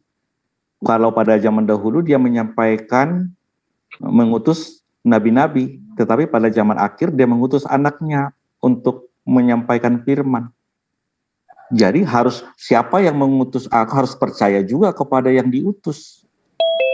Nah, nggak apa-apa. Kalau ini beda pemahaman, saya nggak mau memaksakan kehendak saya. Tetapi yang saya percayai, anaknya itu harus percaya kepada anaknya, bukan kepada Bapa. Nggak apa-apa. Itu aja nggak apa-apa. Terus pertanyaan saya tadi, bahwa Nabi itu hanya orang Israel, bagaimana tanggapan Bu Indri? Iya, memang Yohanes 4 ayat 22 memang keselamatan dari bangsa Yahudi, bukan dari bangsa lain. Itu memang yang kami percayai, seluruh kekristenan mempercayai itu sama. Makasih. Ya, silakan. Ya, baik. Jadi di sini ada sedikit ini aja ya Bu Indri dengan Pak Adi. Tapi is oke lah, ini kan karena ini. Mungkin Bang Juma bisa menjelaskan daripada apa tadi yang disampaikan oleh Bu Indri, yaitu tentang Yohanes 3:16. Katanya itu maksud dari ini. Monggo, silakan. Baik. Jadi yang pertama, terkait dengan apa yang dikatakan oleh saudara kita tadi ya, Pak Adi, diterangkan bahwa Yesus itu adalah Bapa itu sendiri. Sesuai dengan apa yang diterangkan di dalam Lukas ataupun Matius, bahwa telah lahir ya juru selamat, ya, yaitu Yesus anak Daud.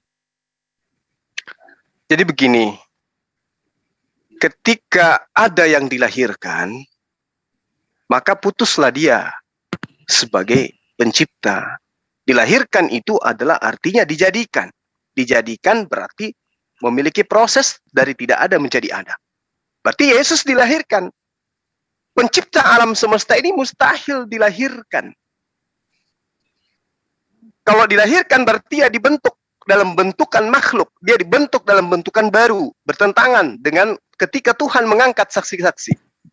Nah, lalu kemudian kalau Yesus itu dilahirkan, lalu dia adalah lahir sebagai anak manusia, karena di situ dikatakan anak Daud, maka jelaslah ya apa yang diterangkan dalam Roma 1 nomor 3, bahwa Yesus itu berasal dari benih Daud. Dalam bahasa Yunaninya, sperma Daud.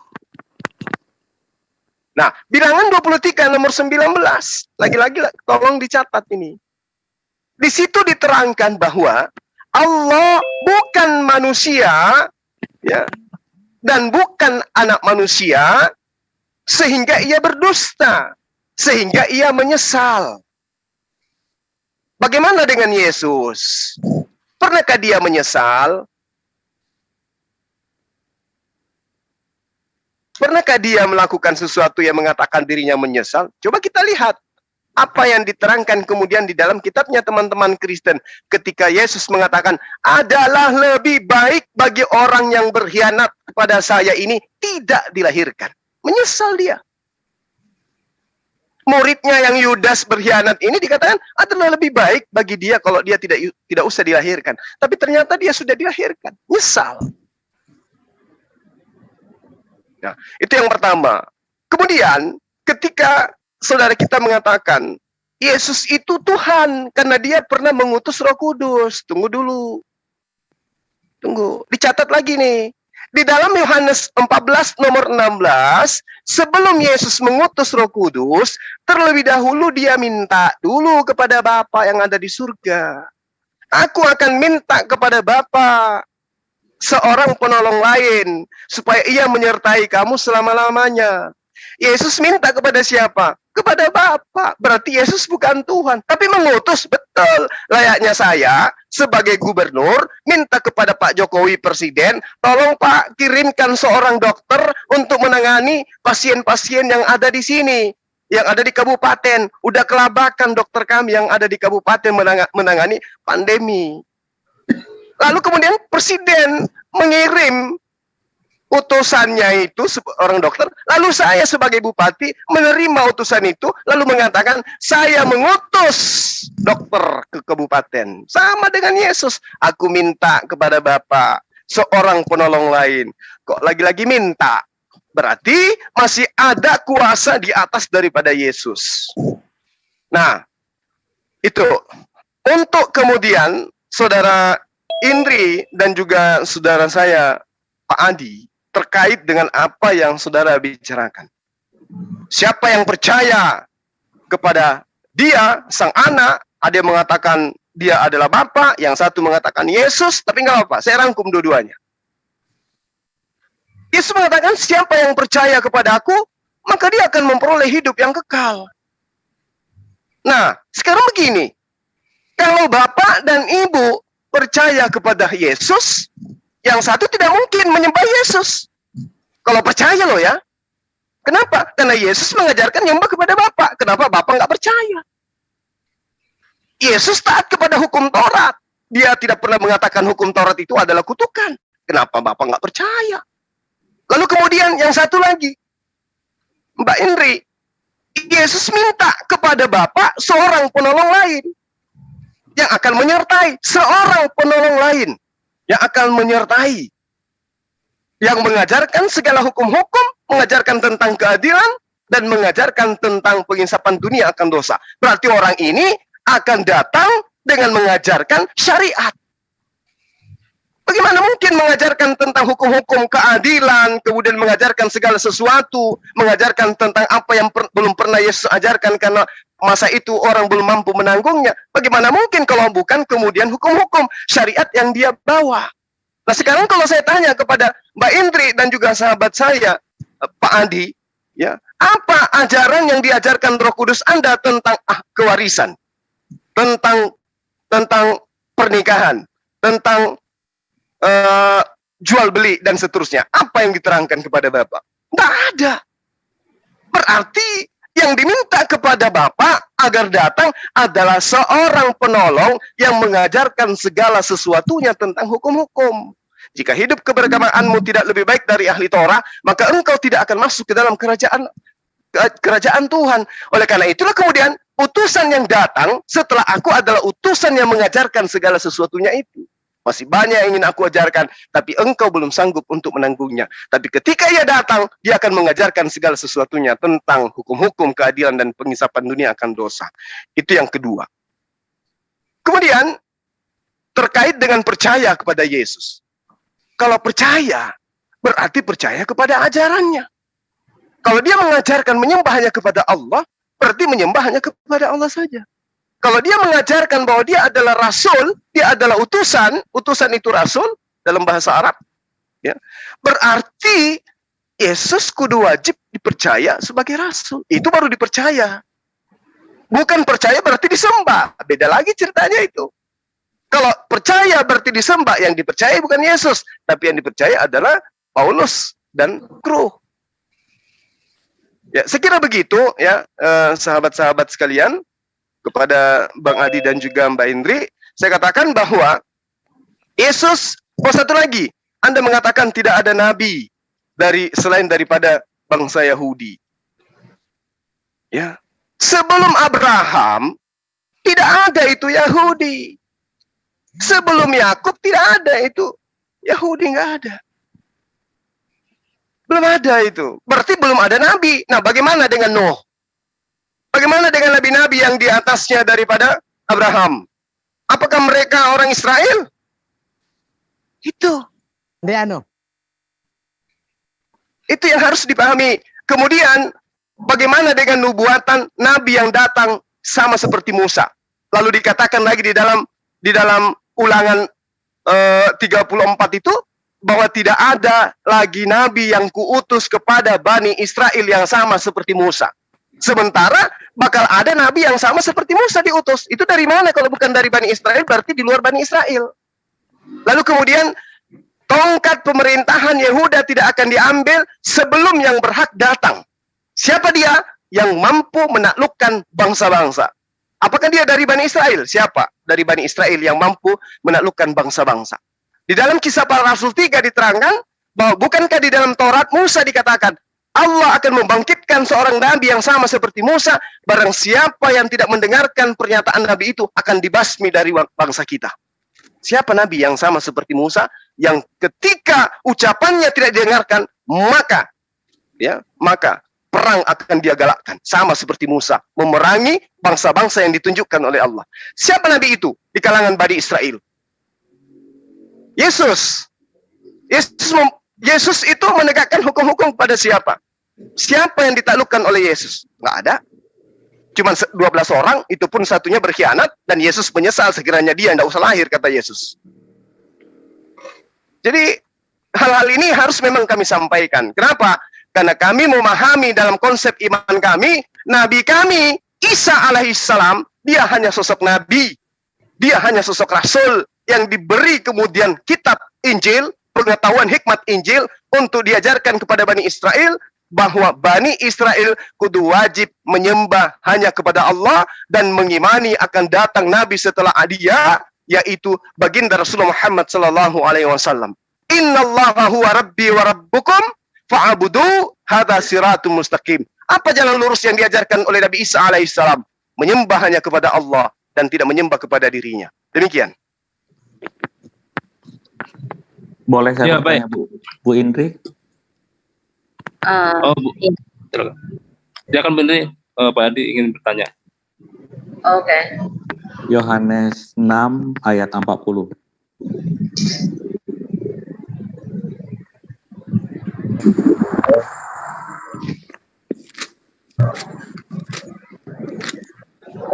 Coba katakan Pak Adi.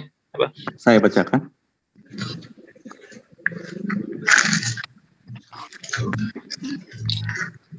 Sebab inilah kehendak Bapakku, yaitu supaya setiap orang yang melihat anak dan yang percaya kepadanya beroleh hidup yang kekal, dan supaya aku membangkitkannya pada akhir zaman. Pertanyaan saya, yang melihat anak dan yang percaya kepadanya, itu siapa, Bu?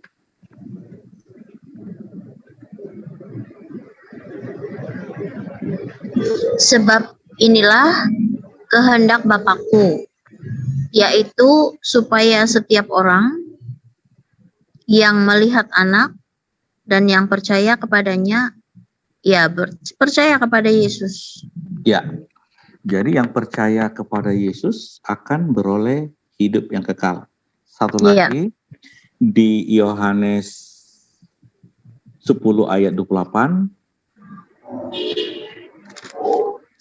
saya bacakan.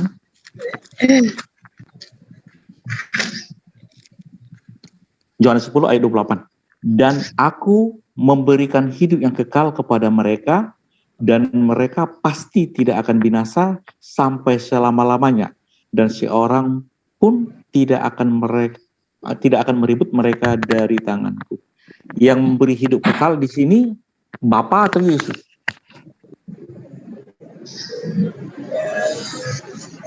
Domba-dombaku mendengarkan suaraku dan aku mengenal mereka dan mereka mengikut aku.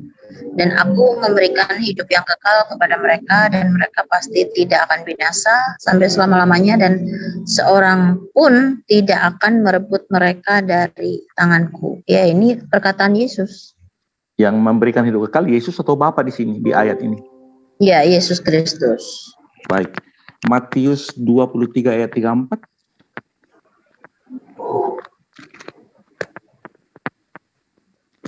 Matius 23, 34. Jadi poinnya apa nih Pak? Sebentar dulu, sebentar.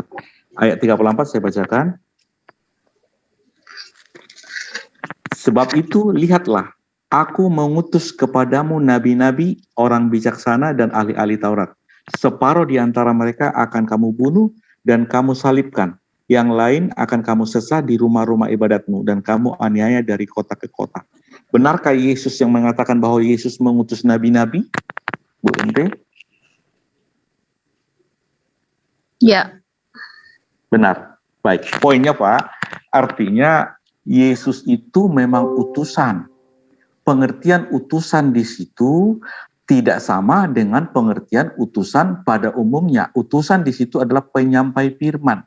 Karena di Ibrani 1 ayat 1-2, seluruh nabi-nabi yang menyampaikan firman telah ditolak, akhirnya Allah mengutus anaknya untuk menyampaikan firman. Jadi anaknya itu tidak sama dengan nabi-nabi yang biasa. Itu poinnya Pak. Terus untuk Pak Ustadz Juma, tentang Yohanes pengutus tadi, memang Yohanes 16 ayat 14 ayat 16, Yesus meminta penolong, seorang penolong, yaitu roh kebenaran. Posisi Yesus saat itu adalah masih di dunia. Tapi di Yohanes 16 ayat 7, setelah dia kembali ke surga, dia mengutus penghibur, yaitu Roh Kudus. Jadi posisi Yesus berbeda di sorga dan di bumi. Karena Yohanes 17 ayat 5 sampai dan 24, sebelum dunia ada, Yesus sudah ada. Jadi sebelum Yesus turun ke sorga, Yesus ada di sorga bersama-sama dengan Bapa. Jadi setelah Bapa mengutus Yesus untuk menyampaikan segala firman, setelah sampai firman diutus, kembali dia ke sorga lagi. Setelah dia kembali ke sorga, dia mengutus Roh Kudus. Demikian Pak Ustaz Juma. Oke. Baik, saya tanggapi dulu ya. Iya, silakan. Iya, makasih. Ya, jadi ketika sahabat kita ini kemudian mengatakan Yesus itu memberi hidup yang kekal, apakah kemudian Yesus itu memberi hidup kekal itu sebelumnya tidak mengajarkan cara memperoleh hidup kekal itu atau mengajarkan? Jawabannya mengajarkan, Pak.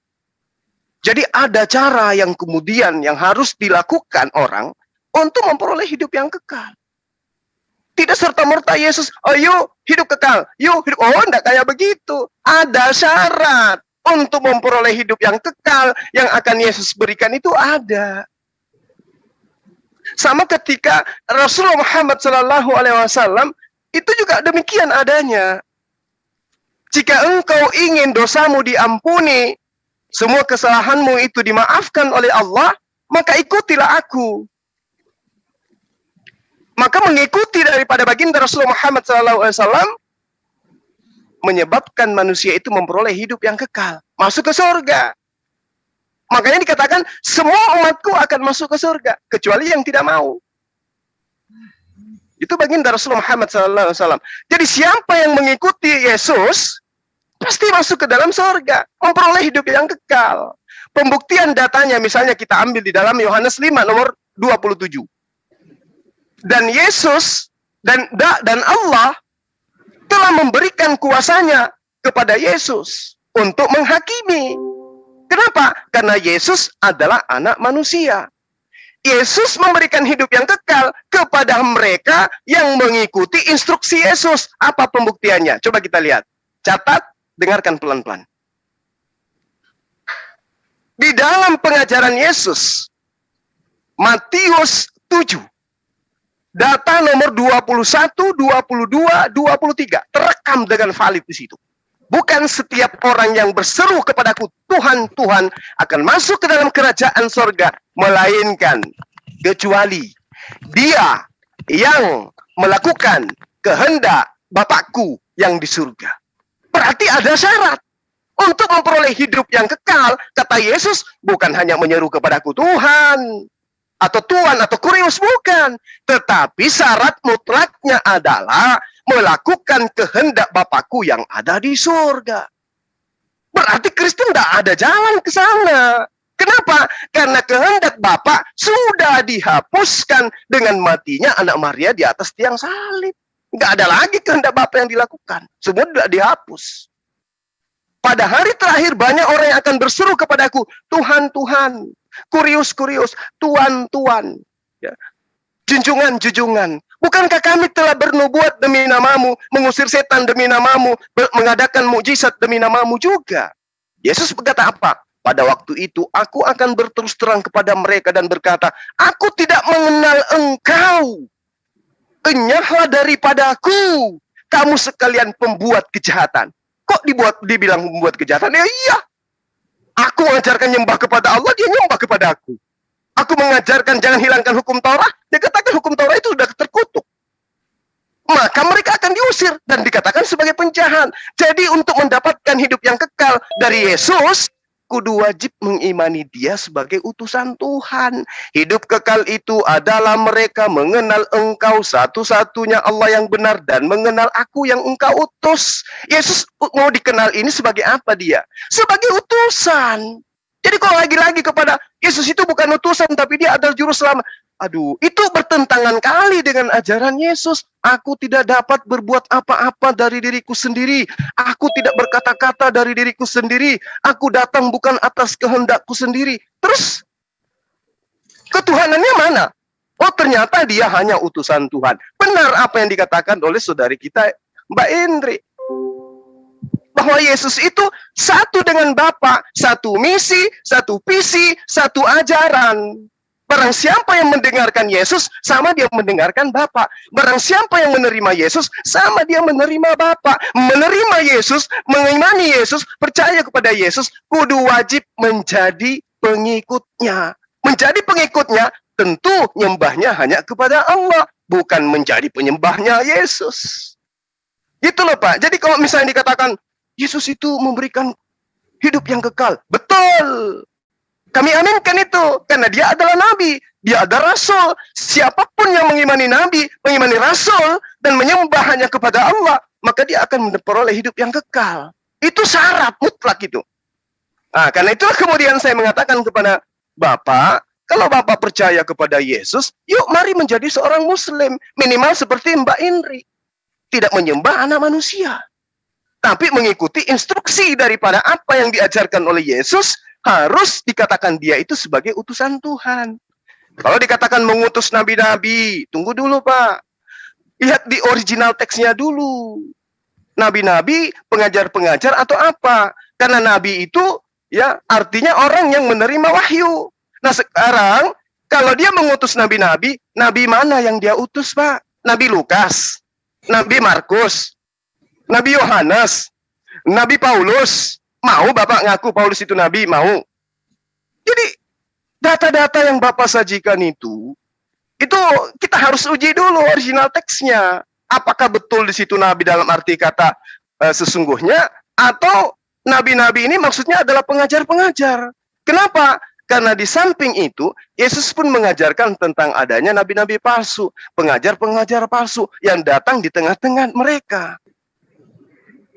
Nah, itu yang perlu saya utarakan ya, untuk sekedar melampiaskan apa yang saya ketahui, Bapak mau percaya ataupun tidak, yang pasti Yesus memberikan hidup kekal kepada mereka yang lulus syarat.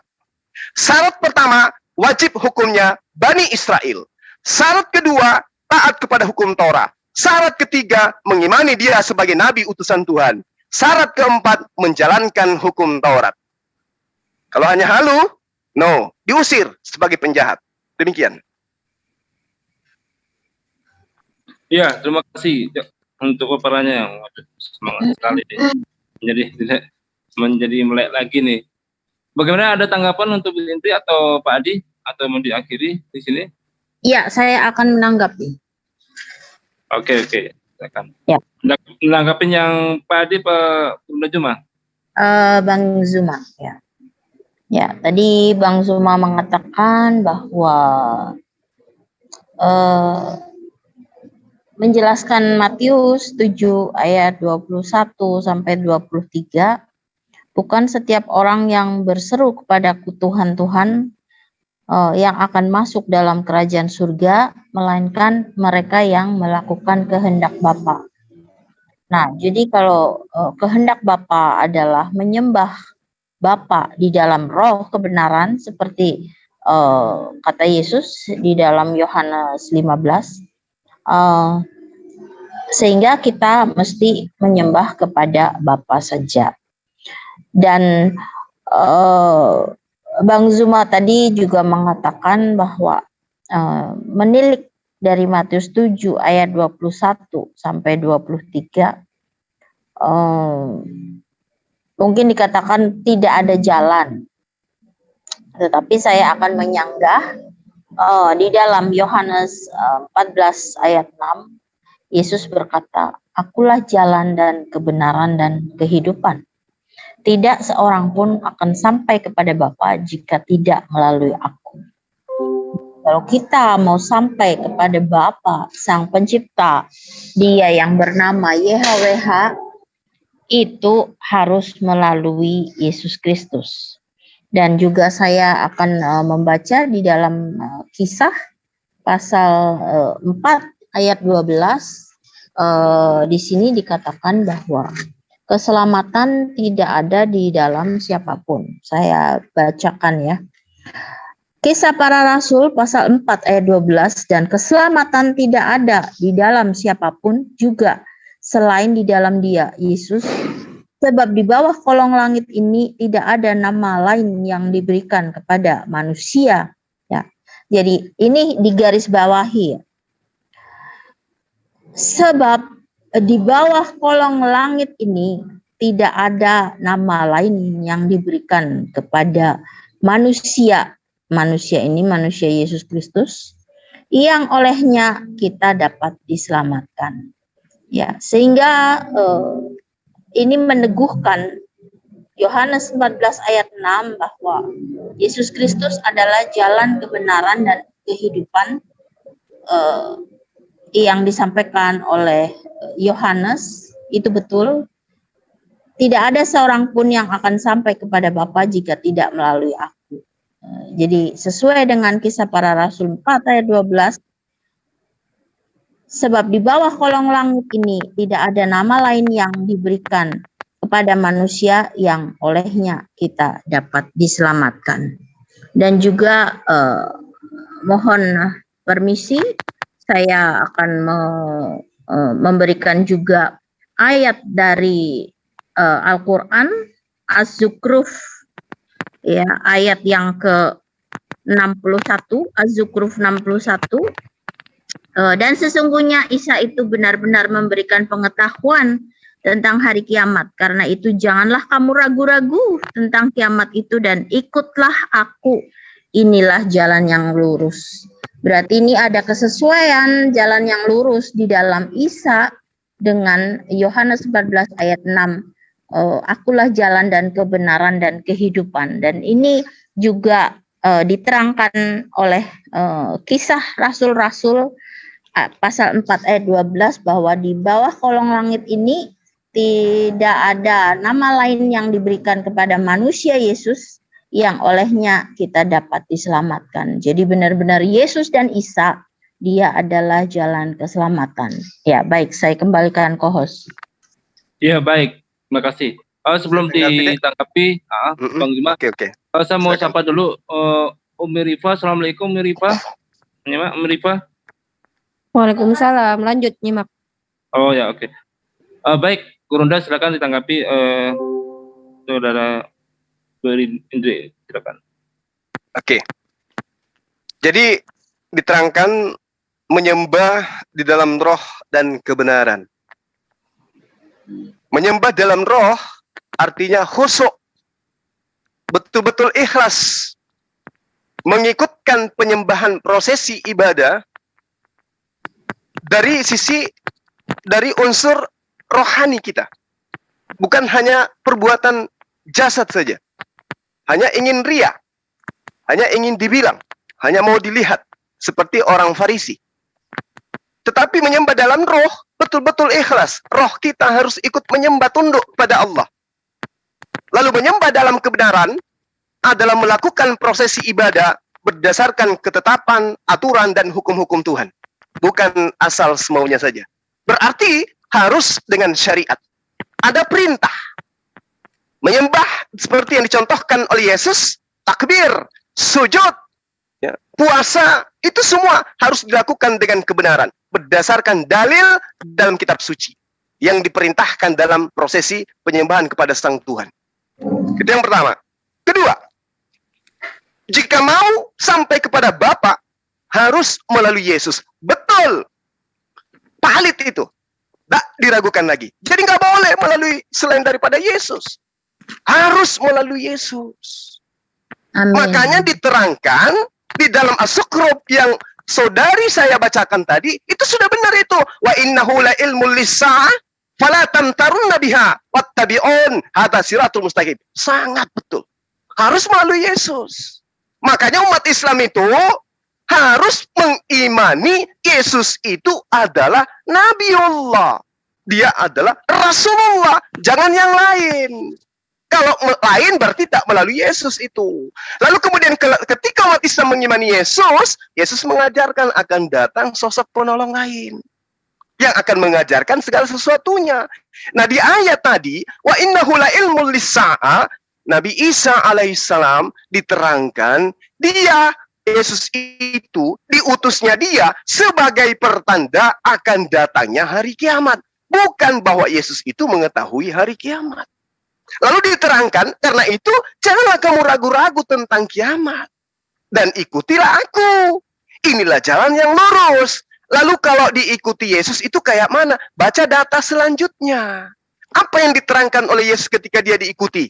Walamma ja'a Isa bil bayyinati qala qad ji'tukum bil hikmah wa li ubayyina lakum ba'dal ladina takhtalifuna fi wattaqullah wa ati'un. Lalu diterangkan lagi. Ya, untuk mendapatkan jalan yang lurus itu adalah bertakwa kepada Allah dan taatlah kepadaku. Ketika aku berpesan kepadamu, jangan engkau ke bangsa lain, tapi datanglah ke bangsa-bangsa muridku, kamu harus taat. Jangan malah kau ke Indonesia. Kan saya sudah berpesan kepada kalian yang 12 orang ini, agar jangan ke bangsa lain. Ya, kalau di kemudian hari ada yang mencatat kamu ke bangsa lain, kalau itu kamu, berarti kamu adalah murid-murid yang berdosa, berdurhaka kepada saya. Saya udah berpesan kok, jangan ke bangsa lain. Lalu di ayat lain diterangkan, di ayat selanjutnya, maksud saya di Sukhrub ini, di ayat 64. Innallaha huwa rabbi wa rabbukum fa'budu, hadza siratul mustaqim. Kata Yesus, sesungguhnya Allah, Tuhannya umat Islam itu, dialah Tuhanku dan Tuhanmu. Maka sembahlah dia saja, ini adalah jalan yang lurus. Itu poinnya.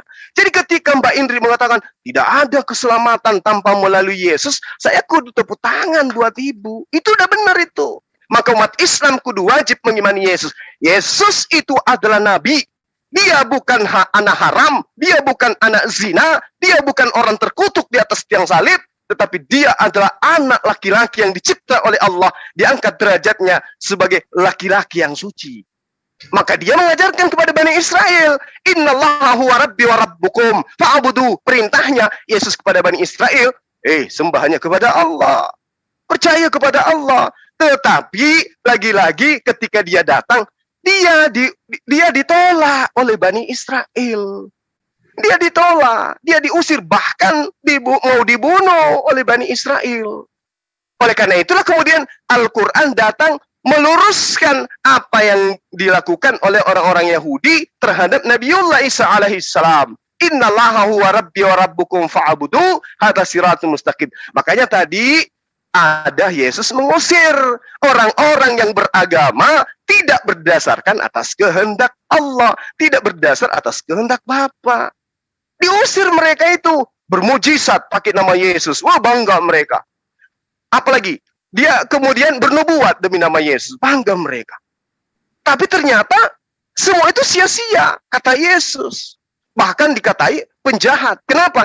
Karena mereka tidak melakukan kehendak Bapa yang ada di surga. Apa kehendak Bapa yang ada di surga? Mengimani Yesus kepada anaknya, kepadanya lah aku berkenan. Inilah anakku, kepadanya lah aku berkenan. Dia berkenan kepada Nabiullah. Dia berkenan kepada dia. Maka janganlah kemudian utusannya itu dianggap sebagai dia sendiri. Ya. Siapa yang menerima aku, sama dia menerima Bapa yang telah mengutus aku. Jadi dia harus diterima sebagai apa? Sebagai utusan Tuhan. Agar kita bisa memperoleh hidup yang kekal. Demikian sementara. Iya. Kayaknya Pak Adi kayak mau nanggapin nih kayak. Ya Pak Adi ya. Saya mau menanggapi. Baik. Silakan Pak Adi. Saya mau meluruskan apa kata Bu Indri tadi. Di Yohanes 4 ayat 20 sampai 24.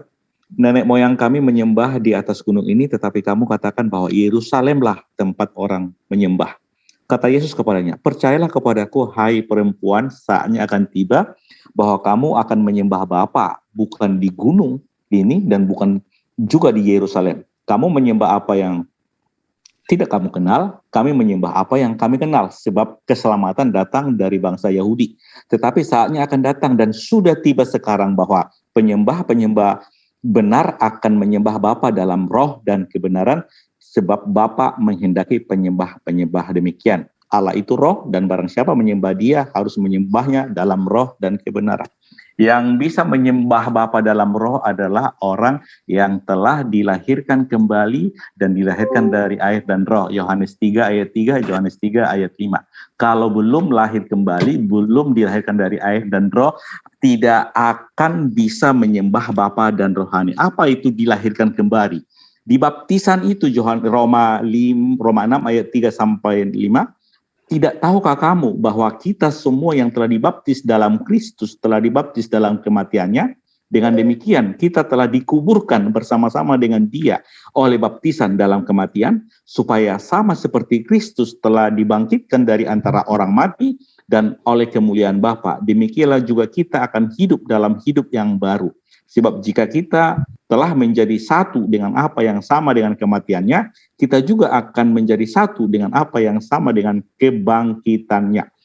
Karena kita tahu bahwa manusia lama kita telah turut disalibkan, supaya tubuh dosa kita hilang kuasanya, agar jangan kita menghambakan diri lagi kepada dosa. Jadi yang saya mau terangkan, bahwa ibadah orang Yahudi, fisik, ibadah orang Kristen yang ke gereja, ibadah orang Muslim yang ke masjid itu secara seremonial, harafiah atau kasat mata. Tetapi yang dikehendaki menyembah dalam roh kebenaran itu bukan yang kasat mata itu. Sama seperti puasa. Puasa itu bukan cuma menahan lapar dan haus, tetapi melawan, kalau di Yesaya itu, tali-tali kuk, memberikan orang miskin makan, memberi aktualnya. Jadi kalau dikatakan pengikut itu Muslim, gara-gara sujud menyembah itu salah besar. Karena Yesus membuat ajaran bukan mengikuti ritual atau tata cara ibadah yang diikuti oleh bangsa Israel itu. Memang Yesus berkata, jika hidup keagamaanmu tidak lebih hebat dari hidup keagamaan orang Yahudi, kamu tidak bisa masuk kerajaan surga. Artinya harus lebih hebat dari Yahudi. Jadi artinya menyembah roh dalam kebenaran itu adalah orang yang lahir baru dan lahir dari air dan roh. Kalau belum bisa menyembah dalam roh dan kebenaran.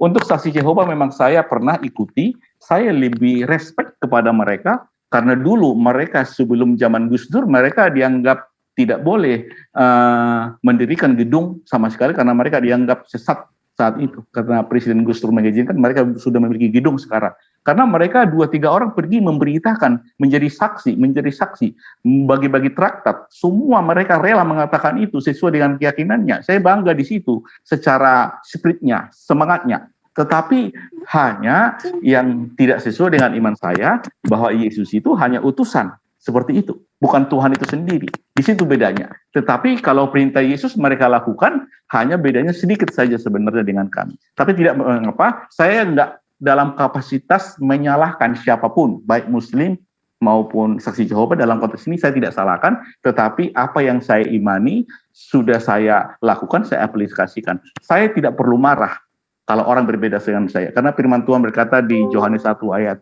14 bahwa kebenaran itu harus dinyatakan penuh kasih dan penuh kebenaran. Jadi ketika saya lihat YouTube-nya Pak Juma dengan Ferguson, dengan haleluya, dengan caci maki semua, aduh, kenapa harus berkoar-koar? Kenapa harus caci maki untuk mengatakan kebenaran?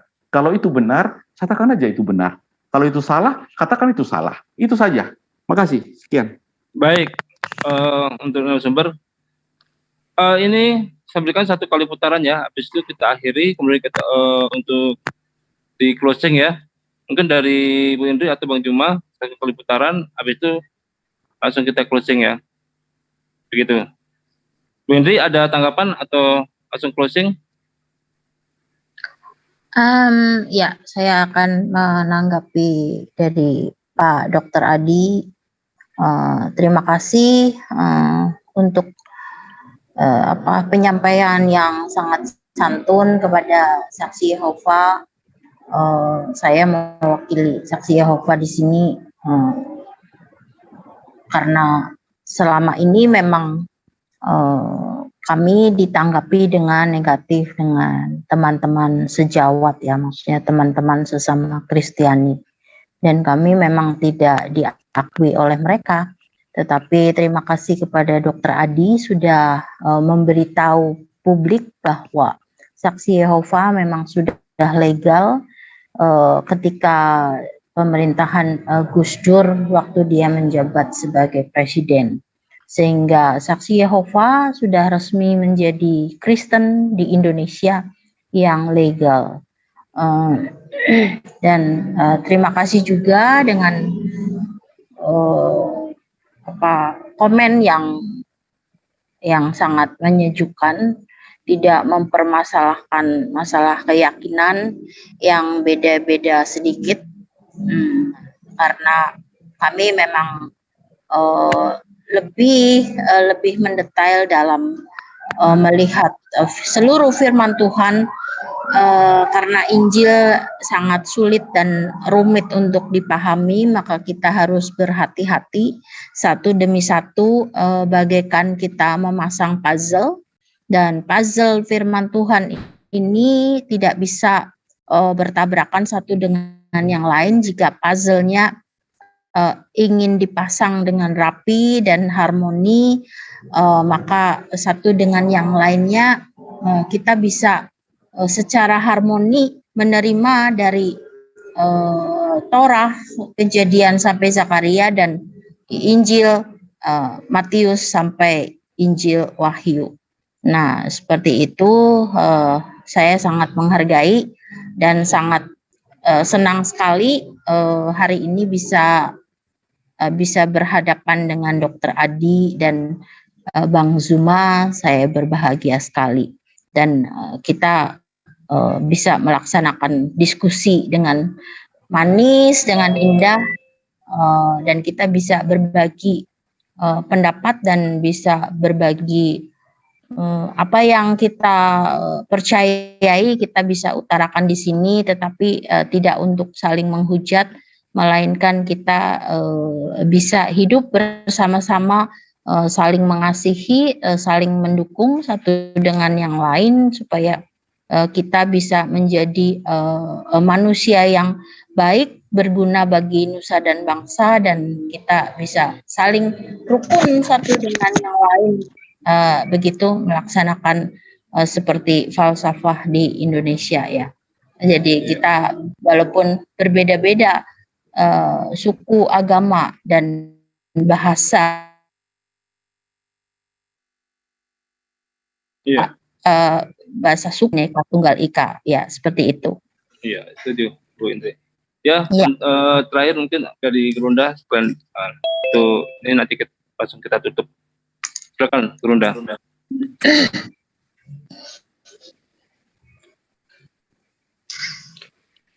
Halo, Gerunda? Oke, sorry. Ini langsung tutup atau masih bisa nanggapin? Tutup ya? Ada yang mau ditanggapi nggak? Ini kan satu kali putaran. Pokoknya ini setelah ini kita tutup Gerunda. Oke, baik.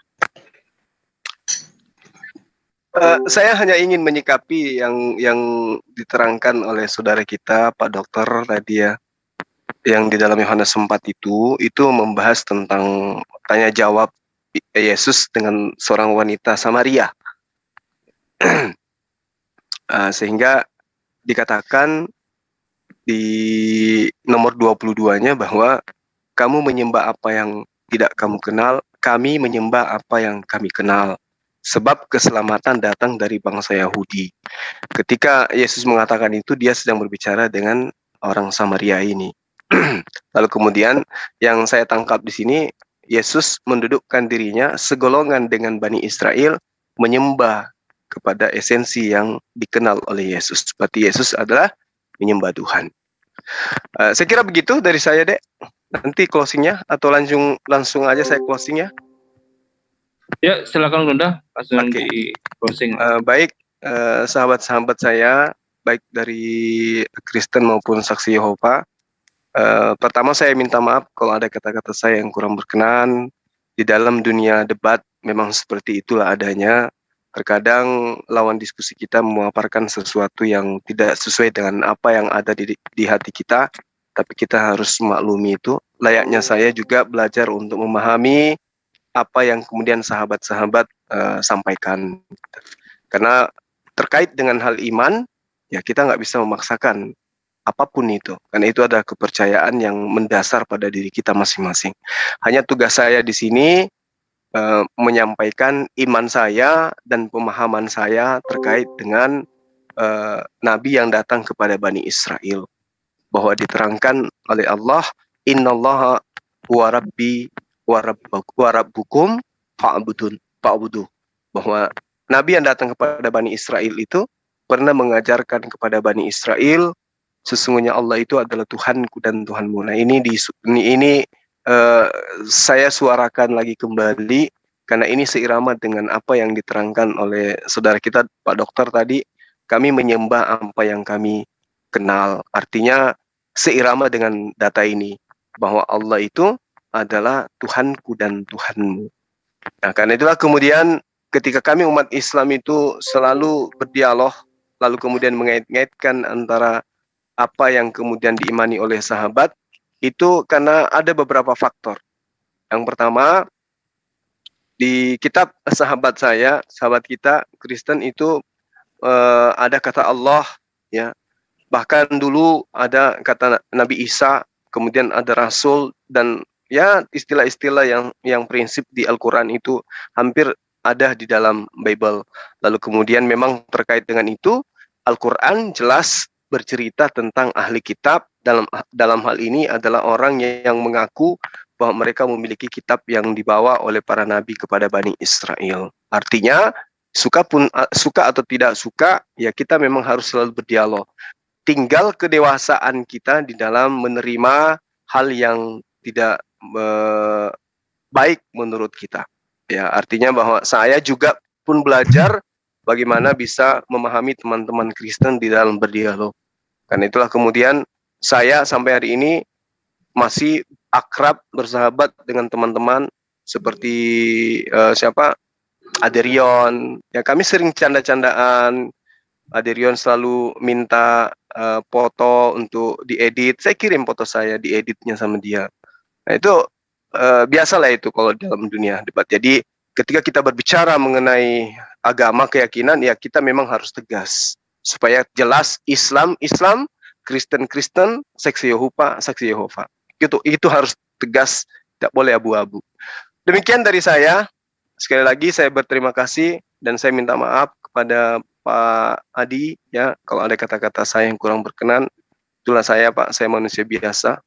Dan juga Mbak Indri, terima kasih beberapa hari ini telah menemani untuk berdialog. Semoga kita semua dalam keadaan sehat selalu. Amin. Demikian saya akhiri. Assalamualaikum warahmatullahi wabarakatuh. Waalaikumsalam warahmatullahi wabarakatuh. Ya, terima kasih Ikhwan Fillah yang ada di Zoom ini, JCC, dan netizen yang di luar sana. Untuk sesi ini saya tutup ya. Assalamualaikum warahmatullahi wabarakatuh. Semoga ini bermanfaat. Waalaikumsalam warahmatullahi Terima wabarakatuh. kasih buat Bu Indri, Pak Dokter. Ya, sepertinya ya diharapkan untuk kedepannya seperti ini ya, tidak ada hujan menghujat. Betul.